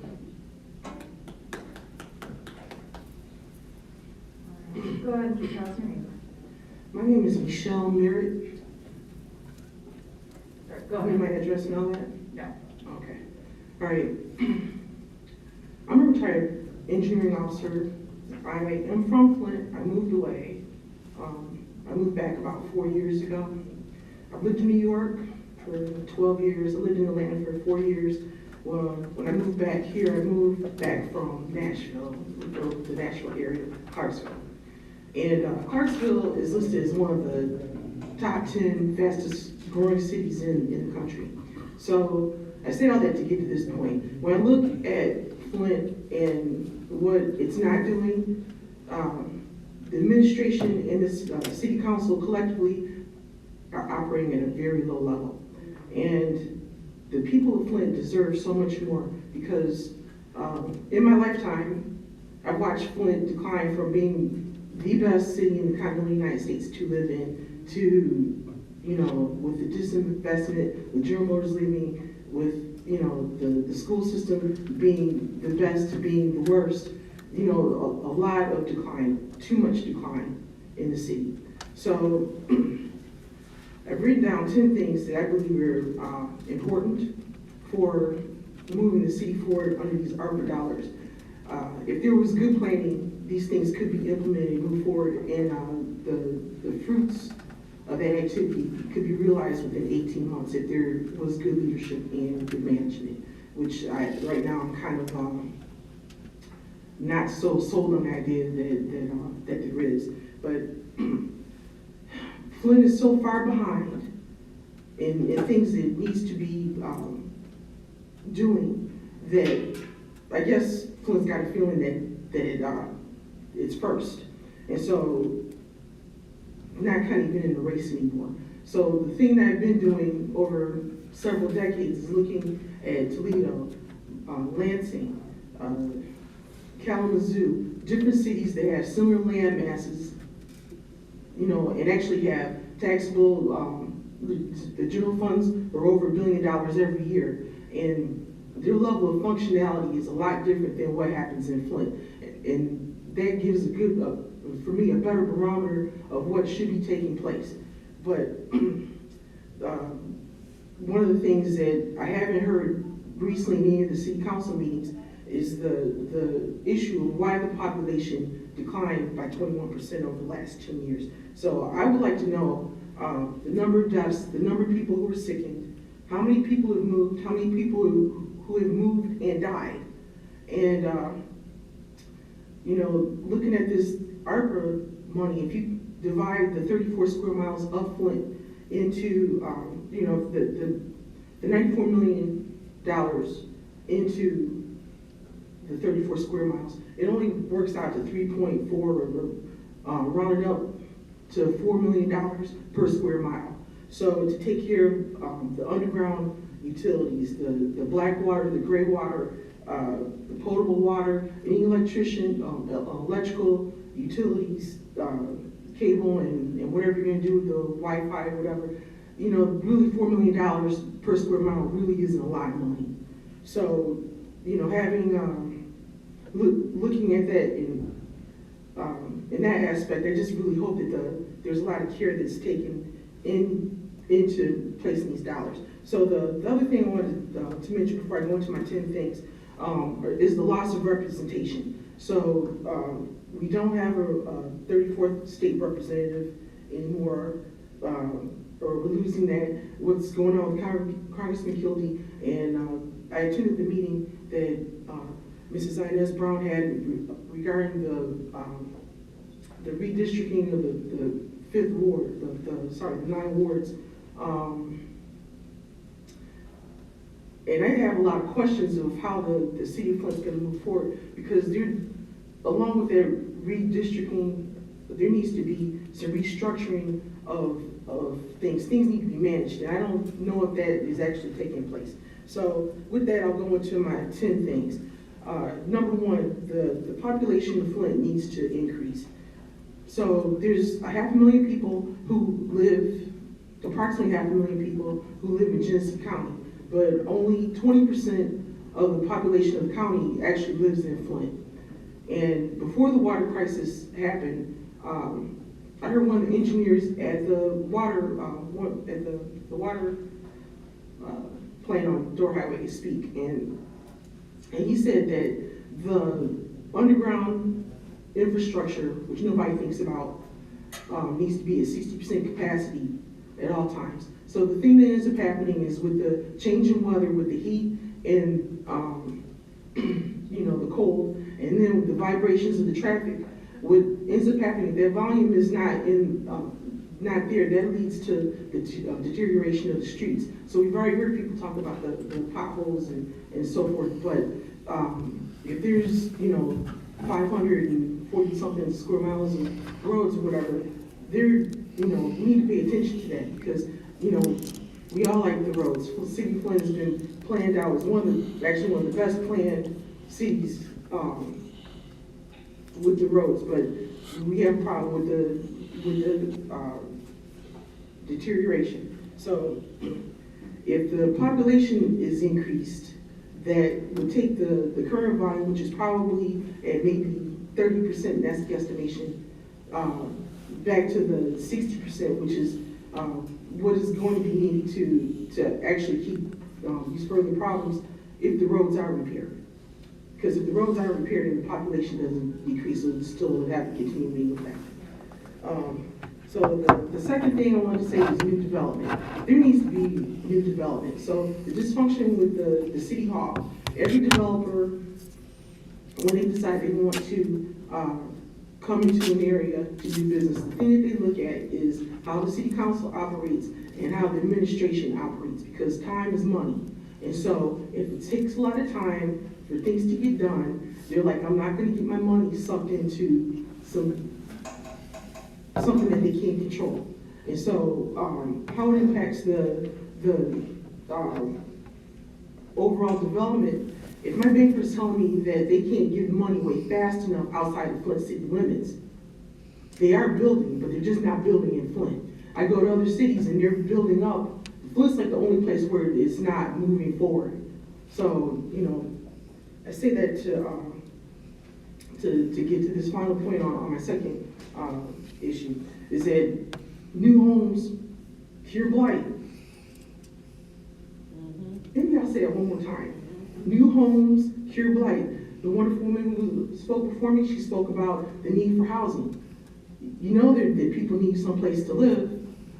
The houses, you know, the housing stock in Flint needs to be replaced. If you read any of the history books about Flint, General Motors and you know, the families who did development in, you know, building Flint, how the neighborhoods were built, you can come to a complete understanding that the housing needs to be rebuilt.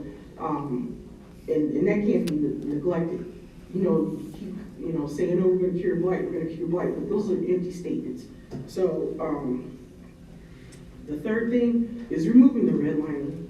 So, if the redlining is placed on this community by HUD, I ask in my mind, how come it hasn't been dealt with? Congressman Kildee was the treasurer for 18 years before he became congressman. He was the congressman, or he's been congressman for 10, 12 years, or whatever. At the federal level, it needs to be addressed. We went through this whole thing of, you know, addressing systemic racism and all this thing, you know, during the protest for George Floyd. We're like, oh, we're gonna do a committee. Where's the fruit of that committee? But if there's not gonna be any fruit for the committee, I will say that the redlining in Flint needs to be addressed, because banks don't wanna give mortgages to people for under 50,000, but the average home cost in Flint, you know, there's a disconnect.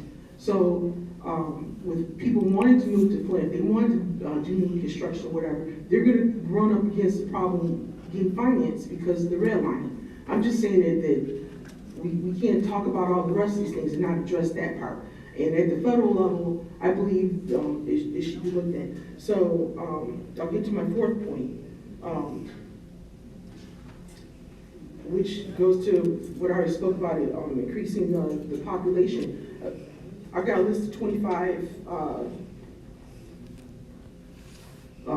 possible people or people groups that could be attracted to move to Flint that aren't contingent on the school system, because the school system right now is obsolete. And you know, if somebody is, you know, wanting to make sure their children are taught well and put in a situation where they, you know, they've got the opportunity to excel and move forward in life, you know, the Flint school system is not it. I mean, I want to say that it's great and wonderful, but it's not. Those kids aren't being served well. My fifth point is in working on attracting jobs and bringing in industries that would increase the annual household income. So the average household income, depending on what you look at, is around $26,000 to $32,000 in Flint. The national average is $72,000. But when I was talking to a person from the Michigan Works, the highest advertised job that they've got right now is like 45,000. So, you know, everybody working from home, there's more opportunities for people to have increased income or whatever, but as a city, we really do need to look at this because, you know, there's no way that a person can mathematically, it doesn't matter what race, mathematically absorb the high housing costs, high water costs, high cost of living. You know, we're talking about the inflation, the food costs, you know, whatever it is for gas, whatever. There's no way, it's mathematically impossible. If somebody was lucky enough to work $40 or so 40 hours a week at $10 an hour, the math just won't support that. So my sixth thing is a lot of damage was done by the emergency manager, and I don't know if anybody kept a running list of what the emergency managers did, but anything that that could be brought to a baseline and cured to help the city move forward, I think that needs to be addressed. And I don't know what's really going on at City Hall right now, but I don't trust the situation. And one of the things that one of the emergency managers did was move the city council positions from being full-time to part-time. So, you know, I know everybody's got careers and everything outside of what goes on during the city council, but in the future, maybe could look to making those positions full-time, so people can access information and get things done during business hours. You know, because personally, me sitting on the city council meetings, whatever, is a complete time suck. I've got other things to do. But the thing that ends up happening is that if all the key players are working 9 to 5, and then you're after 5 o'clock trying to get answers, you know, that seems like a management thing that could be easily rectified. All right, so number 8, I already spoke about the systemic racism, and there not being any action taken. So the redlining and the decline of the school system, you know, how did Flint go from having the best school system in the country, and like she spoke about having the after-school program being the model for the rest of the nation, to what it is now. So the disinvestment, the disinterest, and the things that had through the years for it to decline, you know, somebody needs to get on the ball and do right by those kids. So the other thing I wanted to say is, I got 2 more. All right, the increase of city assets. To my understanding, there's only one city asset left, which was the hospital. I think they got some new fire trucks recently. But, you know, bringing those jobs and bringing jobs back into the city, you know, I like the jobs that are being offered by the city hall, they're just underpaid. Like they're, you know, if people are giving their blood, sweat, and tears to do work, to do services for the city or whatever, the jobs are, like, I don't see any job listed on, you know, on the Flint City website that would entice me to come off my couch to come out and work for the city of Flint, to deal with the abuse, the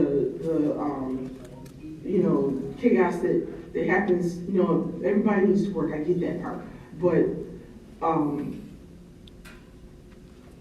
I said that the average income nationwide is $72,000, but anybody who's truly into their career and is always pushing for a 6-figure income. And, you know, Flint would be much better served if you know, doesn't have to be like a full increase, but at least a gradual increase in the pay, because these people aren't being paid enough. So my last thing I want to say is that there are a lot of elderly people in Flint. So Flint, for a long time, has had one of the largest AARP chapters in the state of Michigan. And there's like kind of a medical hustle that happens, especially if somebody goes into one of the medical facilities and they announce that they've got the old school General Motors plan. Because I believe, it's my personal opinion, that they will always find something wrong with that person. They're always gonna have some sugar, they're always gonna have some diabetes. They're gonna put them on Lipitor, they put them on these medications, and next thing you know, they're having dementia or whatever, and it's not right. But in addition to the health concerns that the city had, this was going on before the water crisis. And, it's not fair. But they also spoke about the cancer clusters. Nobody's saying anything about that. And, I'm a numbers person. I'm trying to be low-key about it, but how are the schools closed and so many people moved away, but there's an increase in new funeral homes that have opened up? There's been at least 5 or 6 new funeral homes that have opened up. And that's an indicator to me, getting back to my initial point, that we need to investigate where the population, the 21% population increase from. So, in closing, I don't know, out of the 10, I know that some of those things that I mentioned don't fall under the ARPA guidelines, but collectively, I think we need to have focus on what's gonna happen, because nobody can vote for you if they're dead. They're least likely to vote for you if they're sick. But the decline in the population, we can't let this go on any longer. The city has got to such a bad place. Not discussing these things is an injustice. So thank you. Thank you. And if you've got 6 suggestions, put them on 6 different forms. Sir, that you want to pull. I'll keep it very brief. My name is Moses Timlin. I'm a proud homeowner here in the 7th Ward in the city of Flint. Thank you to the council. I really do appreciate the Saturday meeting. It's much more friendly to my personal schedule. And thank you to Spectacle Productions for being here and recording the meeting. I just like to say I'm so appreciative of this funding. This is truly a game-changing source of funding for the city of Flint. And I really just want to encourage, and I hear it from all of your correspondence about the long-term vision of the city. There's a lot of pressing needs in Flint short-term, but I really do want to admonish you to think, what does Flint look like in 30 years? What housing options are available? What does the scale of blight look like? And I say this respectfully to Councilwoman Hergenroder and Councilman Pfeiffer, what does racial equity look like in the city of Flint? I really do, I can't emphasize this enough, this is a game-changing source of funding, and I do pose this respectfully to you all, and I do hope you're given much wisdom to navigate this and spend it well. I just want to advocate for a few things. Full disclosure, I previously worked for the Genesee County Land Bank. I work in housing, so what I'm about to say is really housing related. So just want to put that out there. We need housing options for all income levels in the city of Flint. If you look at the data, there's rent cost burden. That means people are paying more than 30% of their household income on rent. It's over 40% in the city of Flint. We need quality affordable housing. We need quality housing that people can buy and afford. My own family personally were recipients of quality affordable housing, and I would love to see those opportunities extended to everyone. Housing is so critical for everyone's quality of life. Secondly, I think the elephant in the room in the city of Flint is that we have a lot of blight to address. And there's a lot of structures we really need to be strategic about demolishing, whether they're on high visible corridors, high vehicle traffic corridors, wherever in the city of Flint where there's a lot of residents. I really do want to encourage just a really comprehensive, thoughtful plan for blight elimination and pairing that with code enforcement. There are tools that exist at the city of Flint, like a standard motion process, where if someone is not keeping up with their property, they can be condemned and demoed and then billed to the owner. If you don't pay for that, it is now the property of the city of Flint. All these tools currently exist. And I do want to just encourage, exploring those, maybe strengthening them where they need to be strengthened. But I just want to say that, and I appreciate you. Lastly, I can't even remember. I'm going to keep it brief. I just appreciate you all, and I really do hope that this pushes Flint forward. So thank you. If you remember, get back up. Can I ask you a question real quick, Claire? Let me ask you something before you leave. Yes, What sir. capacity in the land bank do you work? I was previously an urban planner, but I work for a different nonprofit now.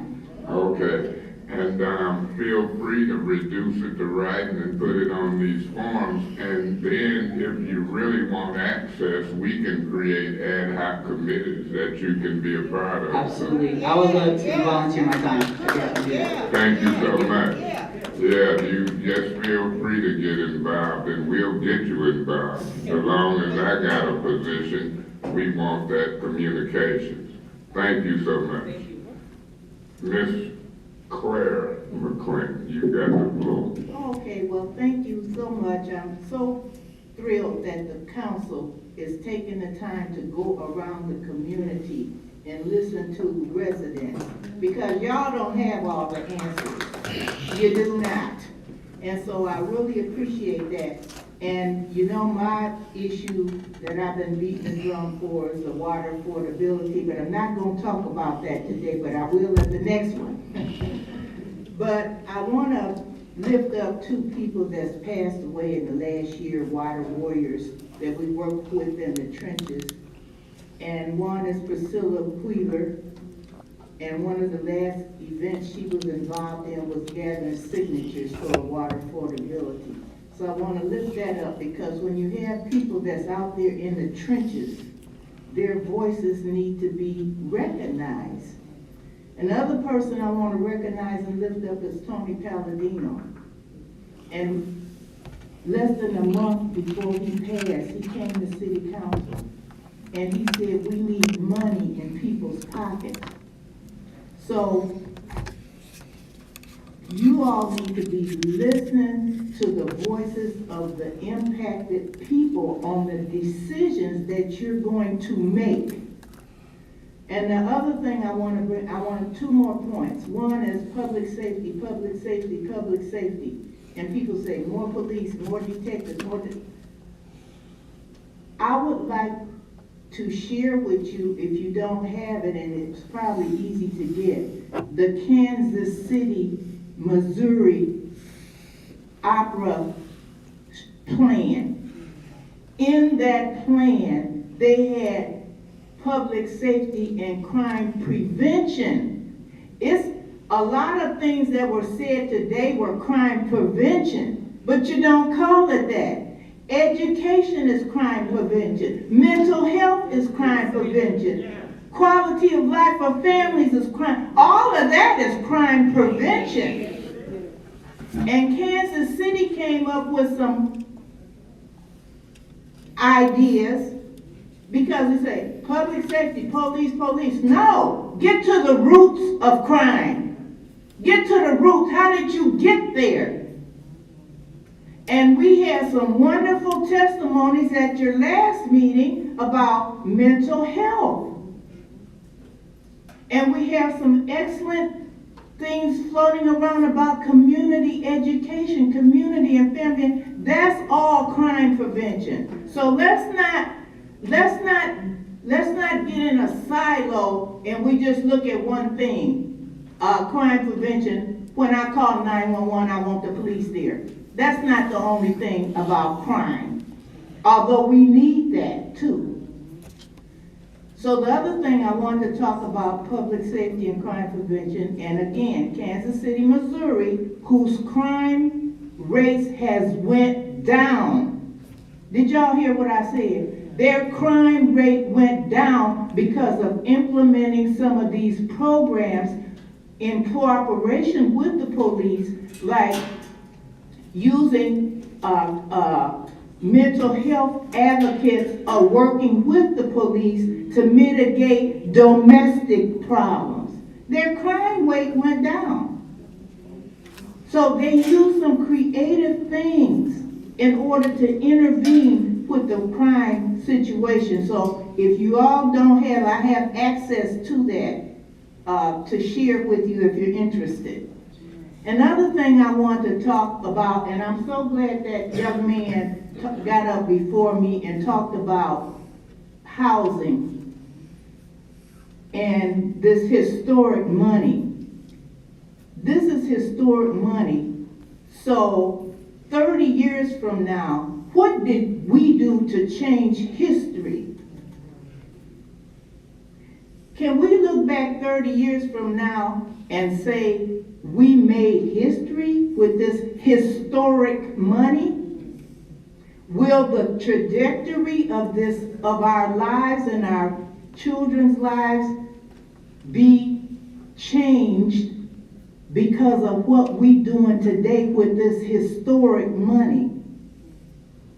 Will we attract our young people? We got so many colleges here. Well, I think we got more colleges than we do public school. Baker, U of M, this, that, and we got a lot of education facilities here. But when they graduate, they leave Flint. We want them to come back to Flint because we want to have a city to attract the people and keep our young people here and grow the city like the young lady was saying earlier. So what you're doing is historic. It's historic money, and this is what we say about the water bill. You're helping pay my bill today, but 3 months from now, I still got a high water bill. That's not historic. That's not historic. Historic is changing the trajectory and the structure of the things that's hurting us. Going back and looking at some of the emergency manager abuses that we took. How can we recapture that? This mess about the Health Children's Museum, I didn't even want to go there. They took our market. Now, since I got a little time, I'm going to say something about the old Flint Farmers Market. In 2010, concerned residents got together and said, you know what? That emergency manager law is so abusive and it's dictatorial, and we can't have that kind of law in Michigan. So we went out and started getting signatures to repeal the emergency manager law. It was Public Act 4 at that time. One of the places we went to, you go, when you're getting signatures, you try to go where a lot of people are, right? So we go over to farmers market and we had our petitions and stuff, and you have to sign it if you're in the same county and city and all that stuff. We were meeting people from all over. Oakland County was at our farmers market. Shiawassee, they were, I asked one lady, I said, do you live in Genesee County so I can get your name? She said, no, I live in Oakland County. I said, well, you live in Oakland County, why are you down here in Flint? She said, because they got the guy that's got the fish, he's got the best walleye that I know where to go. So me and my husband drive down here on Saturdays and get the walleye. But it was a magnet for community, but not just in Flint. But the emergency manager let it go.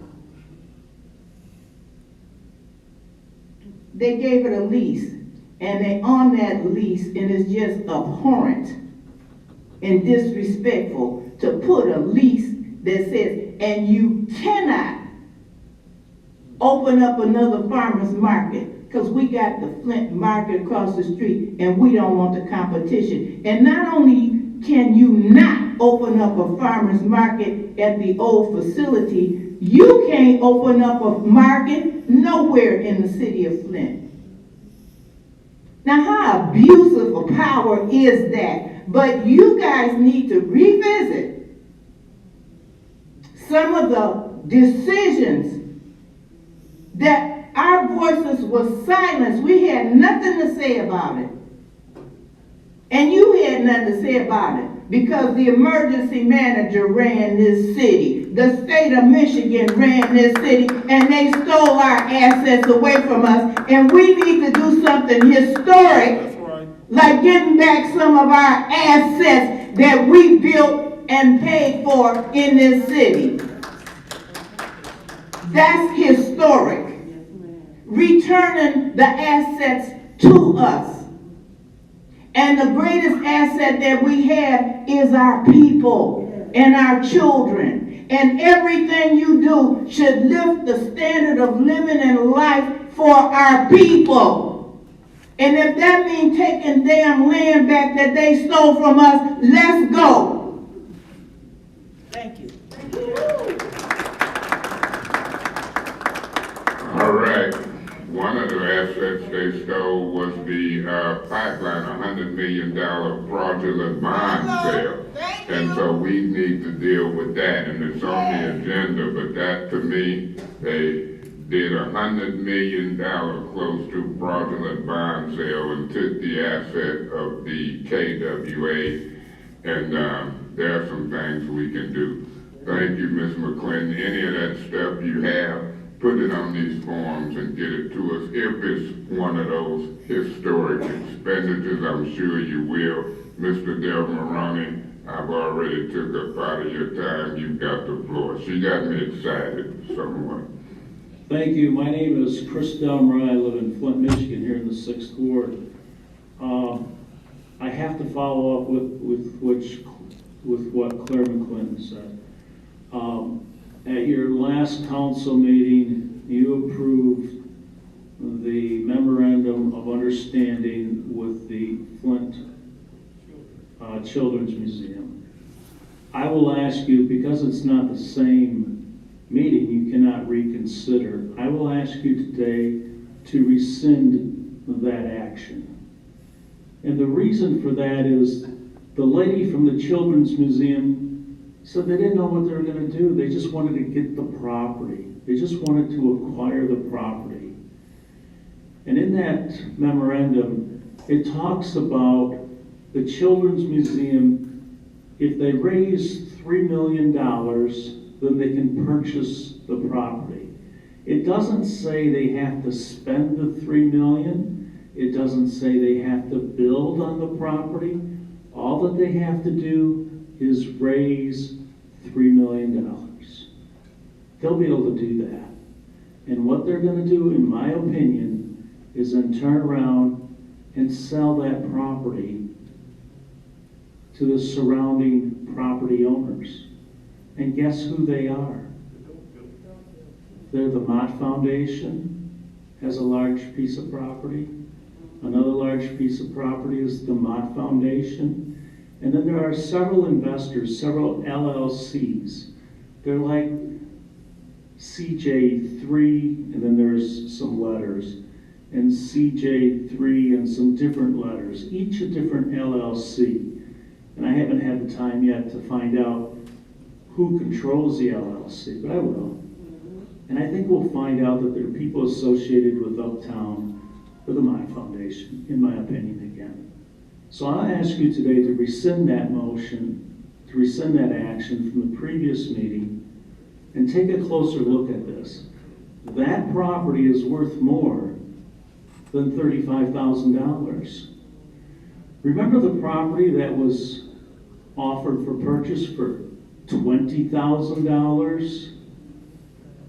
And council said, well, that might not be enough money because we can get $500,000 from that marijuana facility over in Quincy, help me, St. John's, right?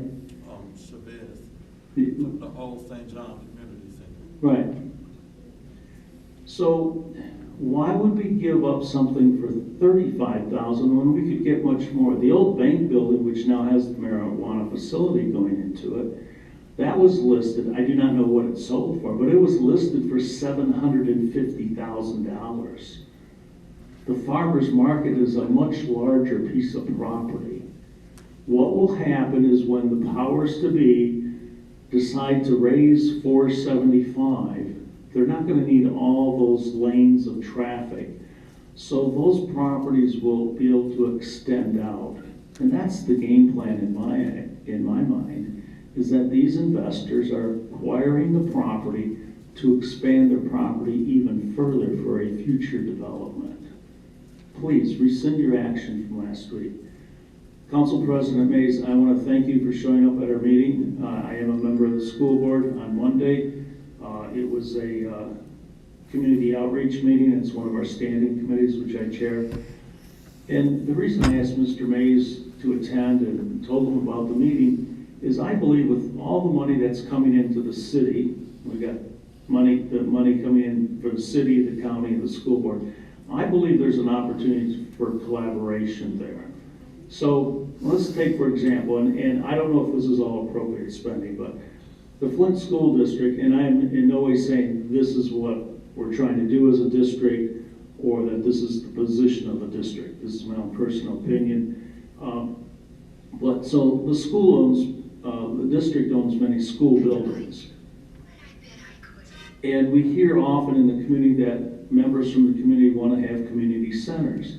So it seems like there's an opportunity to collaborate with the school district who has a building, who has a school that may close or is closed now, that can be rehabbed, and the fact that the city might be looking for a community center.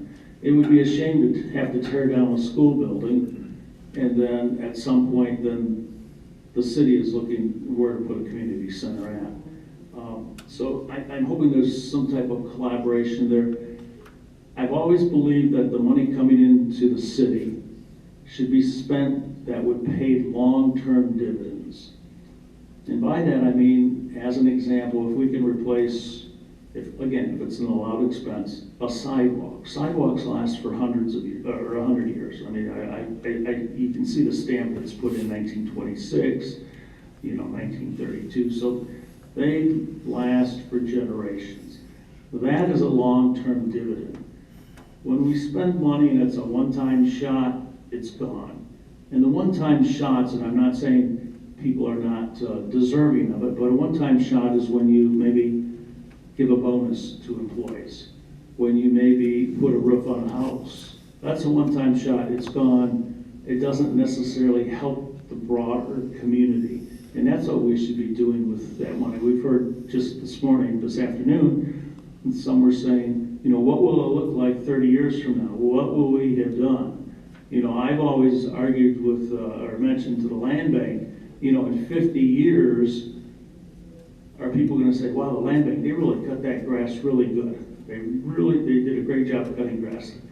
It paid no dividend. Every year you're back there cutting the grass. If you build a house on it and someone moves in, that's a good deal. That pays some type of dividend to the community. It increases your taxes. But in regards to why are we here today, it talks about input from citizens on how the American Rescue Plan Act, ARPA funds, should be spent in the community. Now, I would think people might come to the podium and say, well, maybe we should be spending the money on blight, tearing down properties, blighted homes. As opposed to with this paper, it sounds like, how can we help you individually? Do you need that new roof on? How are you impacted? We will help you. So I guess I'm a little confused as what we're trying to do.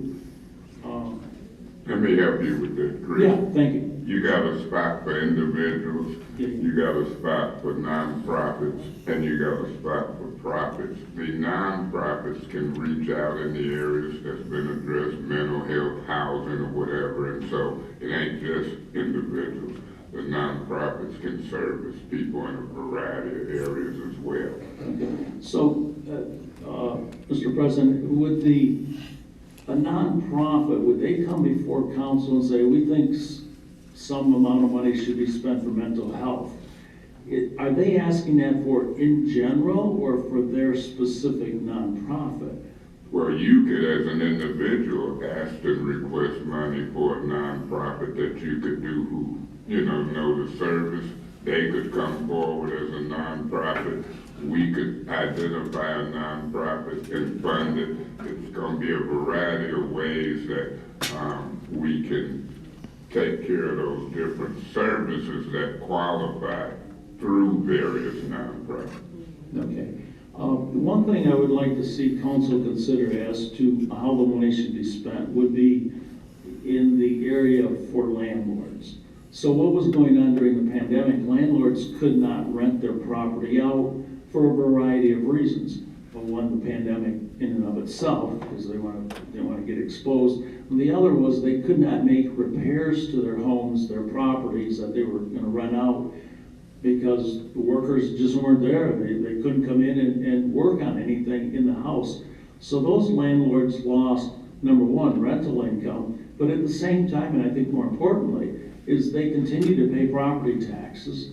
And many of them left the water on in the home because they just, you know, they would need, you know, if they were in the house cleaning it, they would need some hot water and things of that nature. So I think there might be an opportunity to give some relief to the landlords. In addition, some landlords had people in the homes and they could not evict them and they never got paid anything. So I hope we might consider those.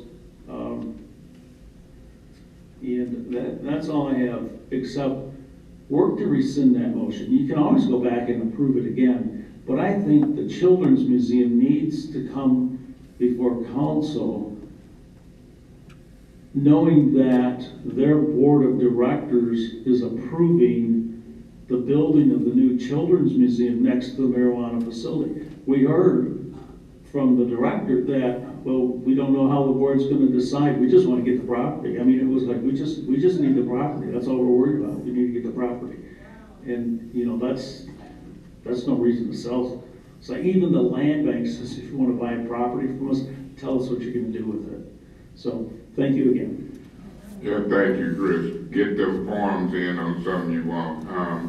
Davina, Inez, Miss McClinton, Chris Del Morone, and even Suzanne Wilcox came to me about a possible glimpse that we might need to look at as it relates to that Children's Museum.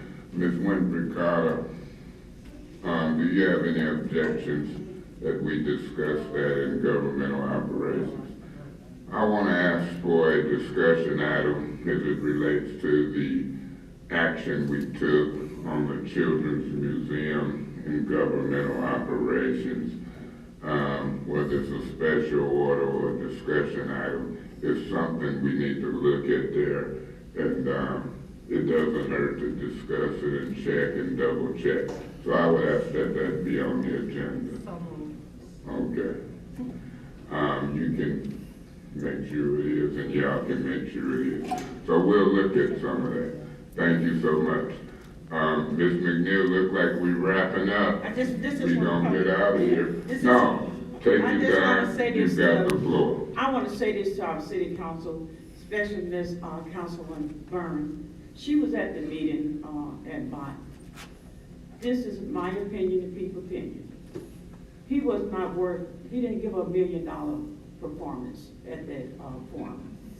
And I really thank you. We didn't have no pen.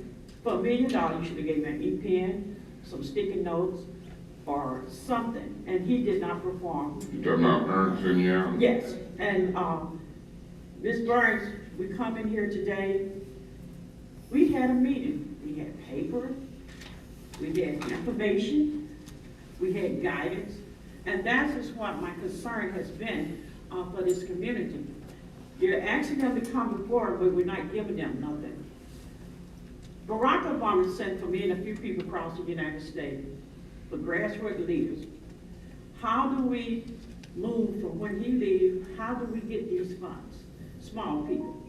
In this training with me and all of us, we're gonna have to come in on the umbrella because all our ideas are so together that we have to create an umbrella and work together and then come in one person under the umbrella. Even with your school, there's no funding in their guidelines to turn a school into a community center. However, we're gonna have to learn how to collaborate and work these things out together. So we might have a center that's already operating that you already talk about. So we come in as a community, a pack, and work together as a group. And I appreciate what you've done, because keep in mind, everybody don't have PhDs, we don't have masters, but they're telling their story, and it's gonna get lost if we don't create some type of program where we can write proposals, 3 or 4 page proposals, and help them. I want to say this that really bothered me. One thing about our forum, when you're speaking, or when people are speaking, they don't want to hear about CRIM, they know about CRIM. So if a person is telling their story, let them tell what we are looking for. We are looking for grassroots leaders, community leaders, set aside some money so Ms. Staten can run her program. This lady can run her program, has absolutely nothing to do with mine. That's why we're in this CRIM. That's why we're in this situation we are in. So we don't want to run anybody's ideas away. I appreciate the hard work that you've done. And if Mr. Murphy, we want to work together and talk about how we can come together, because they're not going to give you this money, they're not going to give you that, but collectively, under one umbrella, I write proposals. People pay me all over to just write proposals, research. Why can't we do this? And they can give us some money. I think I spoke to Miss Stapleton. Her and I was talking about, let's get together and put everybody's thoughts together. Make sure you copyright your stuff or hide it some kind of way, and trust each other where you can come together with a proposal under one umbrella. Then we come in as a group, if that makes sense. And I know you guys got to go. And I just want to say that our research, that result, now that is from all the forum we had. You know how much we paid this company? You paying him only $33,000 to analyze all our data from the community forum. $33,000. Isn't that a long way from $1 million? He's not worth $1 million. He would know how to talk to us. He would look at us. Am I right, Ms. Martin? Ms. Stapleton, he would look at us. He would talk. You guys are doing his job. And you're doing a very good job of it. You're doing his job. He did not show no sympathy and empathy for what we're doing. You guys are doing his job. I'm a taxpayer. I spend much money in here. I opened up 2 schools, $400,000 cash money. Didn't come before nobody and asked for it. But I'm just saying, him, $1 million, he should have himself right there. Yeah. You right. Right there. Yeah. I agree with that. And hold his head up and look at us like we're human beings and answer our question and give me a bottle of water if you can't give me nothing else for $1 million. That's all I ask. Well, I'm gonna say this, I appreciate the school board members coming in, and we are collaborating. As far as the $1 million that I voted to pay, we're gonna do our job, but they gonna make sure that paperwork is filled out, stuff is checked and balanced, analyzed, and believe me, when I gotta pay back for $10 million, I want the compliance form. So we made a conscious decision. If you have to rely on the staff in the different departments, since the emergency manager, we got skeleton crews in finance, we got skeleton crews, no compliance. So the $1 million that I'm paying ain't for him to do what we doing and listening and taking information. The information we take, it's gonna be for him to make sure it's compliance, it's gonna be that, and it's a test. It's a test. Mr. Dumas, you got the floor. My name is A.C. Dumas, and I do reside in the 3rd Ward in the city of Flint. And I just want to say that that was a very expensive test for $1 million. And, you know, further, I want to say is that I understand politics and I understand payback. I understand that very, very well. I think, I want to say this money, I seen what happened to the water crisis money. I know, you know, here we're trying to duplicate services with the Arpa money, that we had the water crisis money for mental health for our children, all that, councilman, close to $5.5 billion. We used it for the YMCA, councilman, of Greater Lansing. It is just a game. I've said, listen, I've been around Flint, in Flint all my life. And I know the games people play. Now we're here because we're doing it, to say that we done it. But while this council is playing checkers, they're playing chess. They're playing their calculated moves. Now, with respect to the Children's Museum, I fought to keep the dope house from downtown, Ms. Wilfred Carter. I fought to keep it from downtown in your ward. But now we want to build big walls to separate the dope house from the Children's Museum. Help me to make sense with that. It don't make no sense. And what you all should have done is say, let's postpone this until they went back to their board and find out if their board want to be next to the dope house.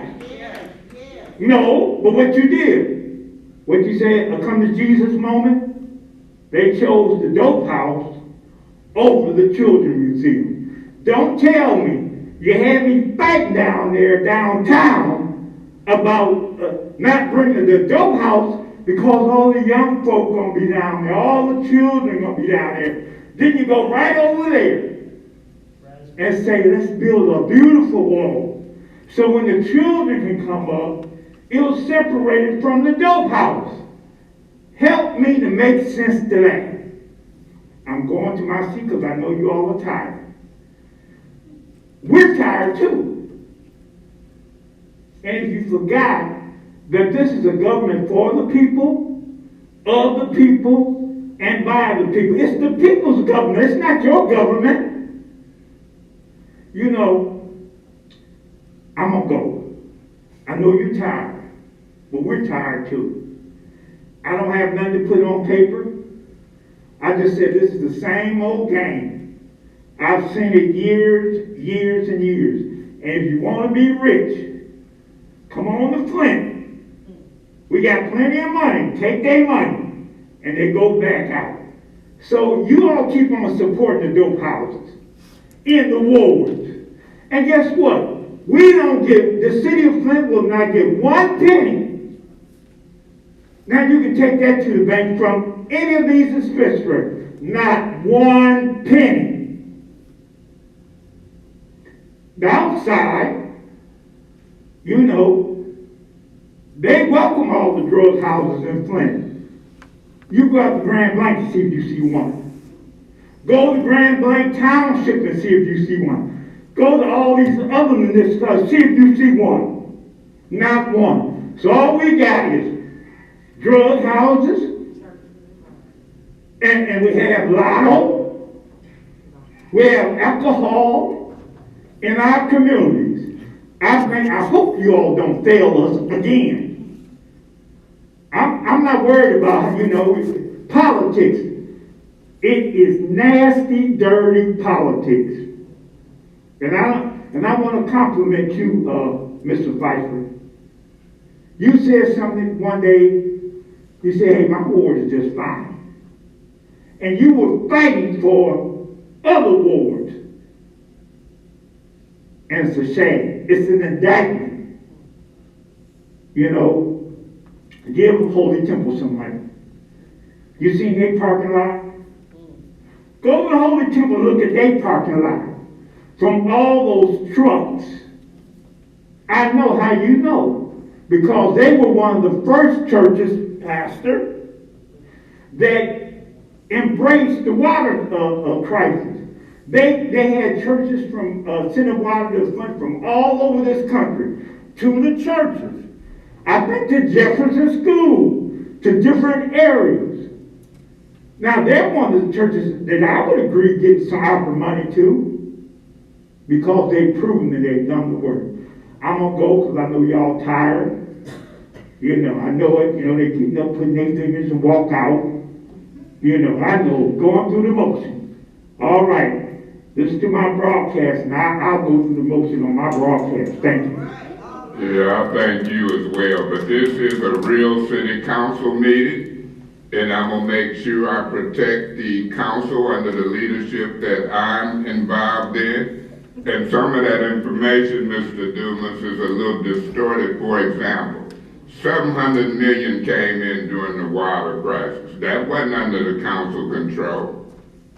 When people try to compare the money that came in during the water crisis with emergency managers and it went to the Y and it went here, that wasn't under council control.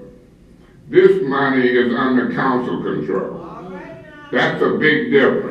It's in our coffers. It can't get out until we decide 5 or more. That's different than the money that came in from Beyonce, what's her name, Aretha Franklin, Snoop Dogg, and all them, and the emergency manager. It went everywhere. That wasn't under council control. I'm the council president.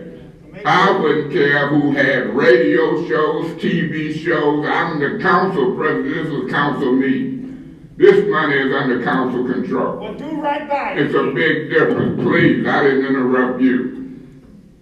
I didn't interrupt you. I did it on purpose. And so I'm not going to let this money be distorted in that way and compared and contrasted. The mayor wanted $4.9 million for Ernst & Young. Wasn't going to move, wasn't getting no cooperation. We did a compromise. We did 1.1 million or so. And I'm going to make sure that they make sure we comply. If any money is spent wrong, they should have an insurance policy, they pay it back. We didn't go out here just allocating money, not doing the paperwork right, so I'm gonna stand behind my vote on that compliance firm. And we'll sue them for $1 million back if they don't do it. I don't want them to be here being my ears and eyes. I wanna be my own. I want to listen to the people. I want to give people the microphone, whether they put something on paper and request money for a program or just use public speaking to speak. Because in a regular meeting, we'll listen to all of the politics and all the public speakers. This was for people who wants to tell us some ideas, specifically in price amounts. But we'll listen to the politics. But this ain't a radio show. This is real life. And I'm not going to let people distort emergency manager and governor money, folks getting prosecuted, and money going everywhere. This is a different pot of money. I want to make that clear. The Children's Museum, we can talk about it. He calls them dope houses. People all across the state voted for medical marijuana and marijuana. They voted. Now, how can I say people's vote don't count over here, but it count over there? I ain't studying what folks talking about. I ain't studying how folks characterize it, because guess what? As long as I'm elected, I got a say. I got a platform. I'm for real. And so the marijuana facility located, got approved by Planning Commission. I done had more media contact me about the marijuana in the Children's Museum, more so than the 94 million. They are there, been approved. The Children's Museum can decide if they locate there or back out. They can decide that. We can decide if we reconsider, I just put it on the agenda or what. So there's legitimate concerns, but I'm not going to let them be distorted. And I'm not going to let the people of the city of Flint be confused. I'm not going to let people talk about this money versus that money. I can talk loud, but I'm going to make sure I tell the truth and present it accurately on behalf of this council and any other council. Now that concludes, I guess, the public input session. Mr. Murphy, you have an agenda item. You want the floor? So I thank everybody for coming. You can continue to listen to the adjournment of this meeting. You can continue to have input. And if you're serious, you don't have to believe me, try me. Come to us and get at the table with us. We will put you at the table just as we did now. We'll do it in a committee meeting, in a regular meeting, but we've been to go into a political season. You've been to have folks running for office. It's going to be all kind of speeches and distortions, and I'm going to raise my right hand and straighten out the truth under oath. I'm not going to let people be fooled and misled in this city if I can help it. Now make sense out of that. Mr. Murphy, you got the floor. And I'm going to protect the actions or inactions of this council as a body. I'm the spokesperson, I'm the president, and guess what? I'm not going to let people fool and talk about this council. The mayor called it insurrectionist, dysfunctional. Do you know I never broke out no window at the Capitol? Or insurrectionist, dysfunctional, we couldn't get nothing passed under the old council. We moved it. I ain't no insurrectionist, and believe me, I'm more functional than the $1 million permit. We done created a form already.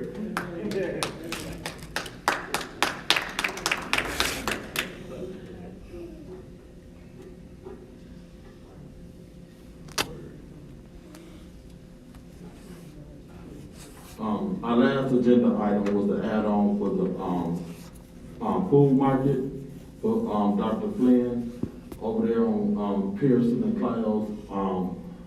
So I am recommending that we put that on the finance committee with no objection. Is that appropriate, or government house? Which one would you guys prefer?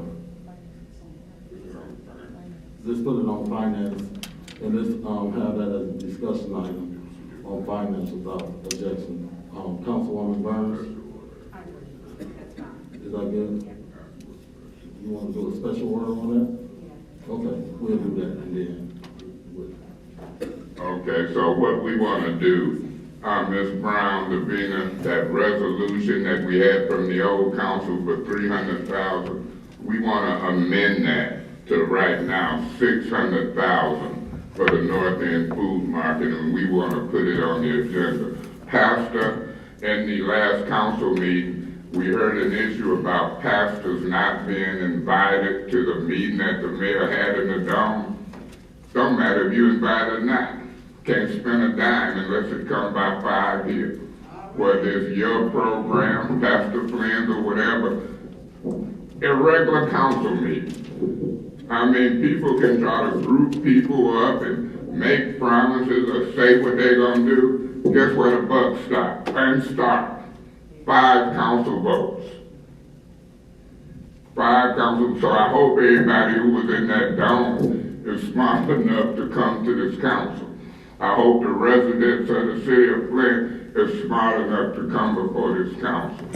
And believe me, I'm going to try to make this council be transparent, honest, truthful, and accurate, compassionate, godly-like, and all of those positive adjectives. Anybody got anything they want to say before we entertain a motion to adjourn? Any council members? Anybody in attendance? I just want to say thank you for putting on this meeting. Pastor, thank you for having us. And with the programs I heard you say, believe me, this is a money discussion. I wouldn't care if it's 10,000, 100,000, 500,000, or whatever. Put it on these forums. Let's talk money. Don't be shy.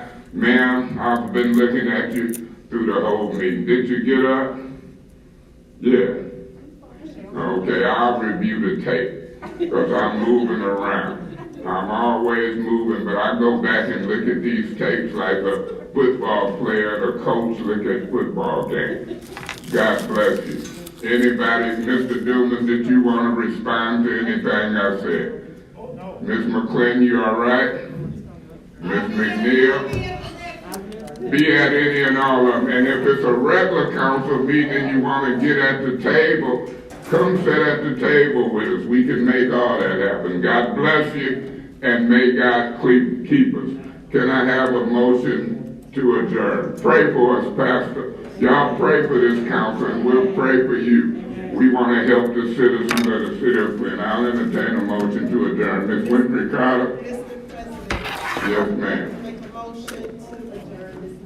There's a motion to adjourn this meeting. Ms. Burns, thank you for your sincerity. Thank you, Pastor. Thank you for your organization. Let's get to work. There's been a motion to adjourn. Is there a second? Ms. Herkenroder seconds the motion to adjourn. There's no discussion on the motion to adjourn. Roll call, Madam Clerk, on the motion to adjourn. Ms. Herkenroder? Yes. Mr. Pfeiffer? Yes. Ms. Mays? Yes. Mr. Murphy? Yes. Ms. Winfrey Carter? Yes. Ms. Burns? Yes. Looks like there was 6 yes votes and 0 no. The motion to adjourn has passed. This motion is over. Humble yourself, pray before God, and pray for the city. God bless you.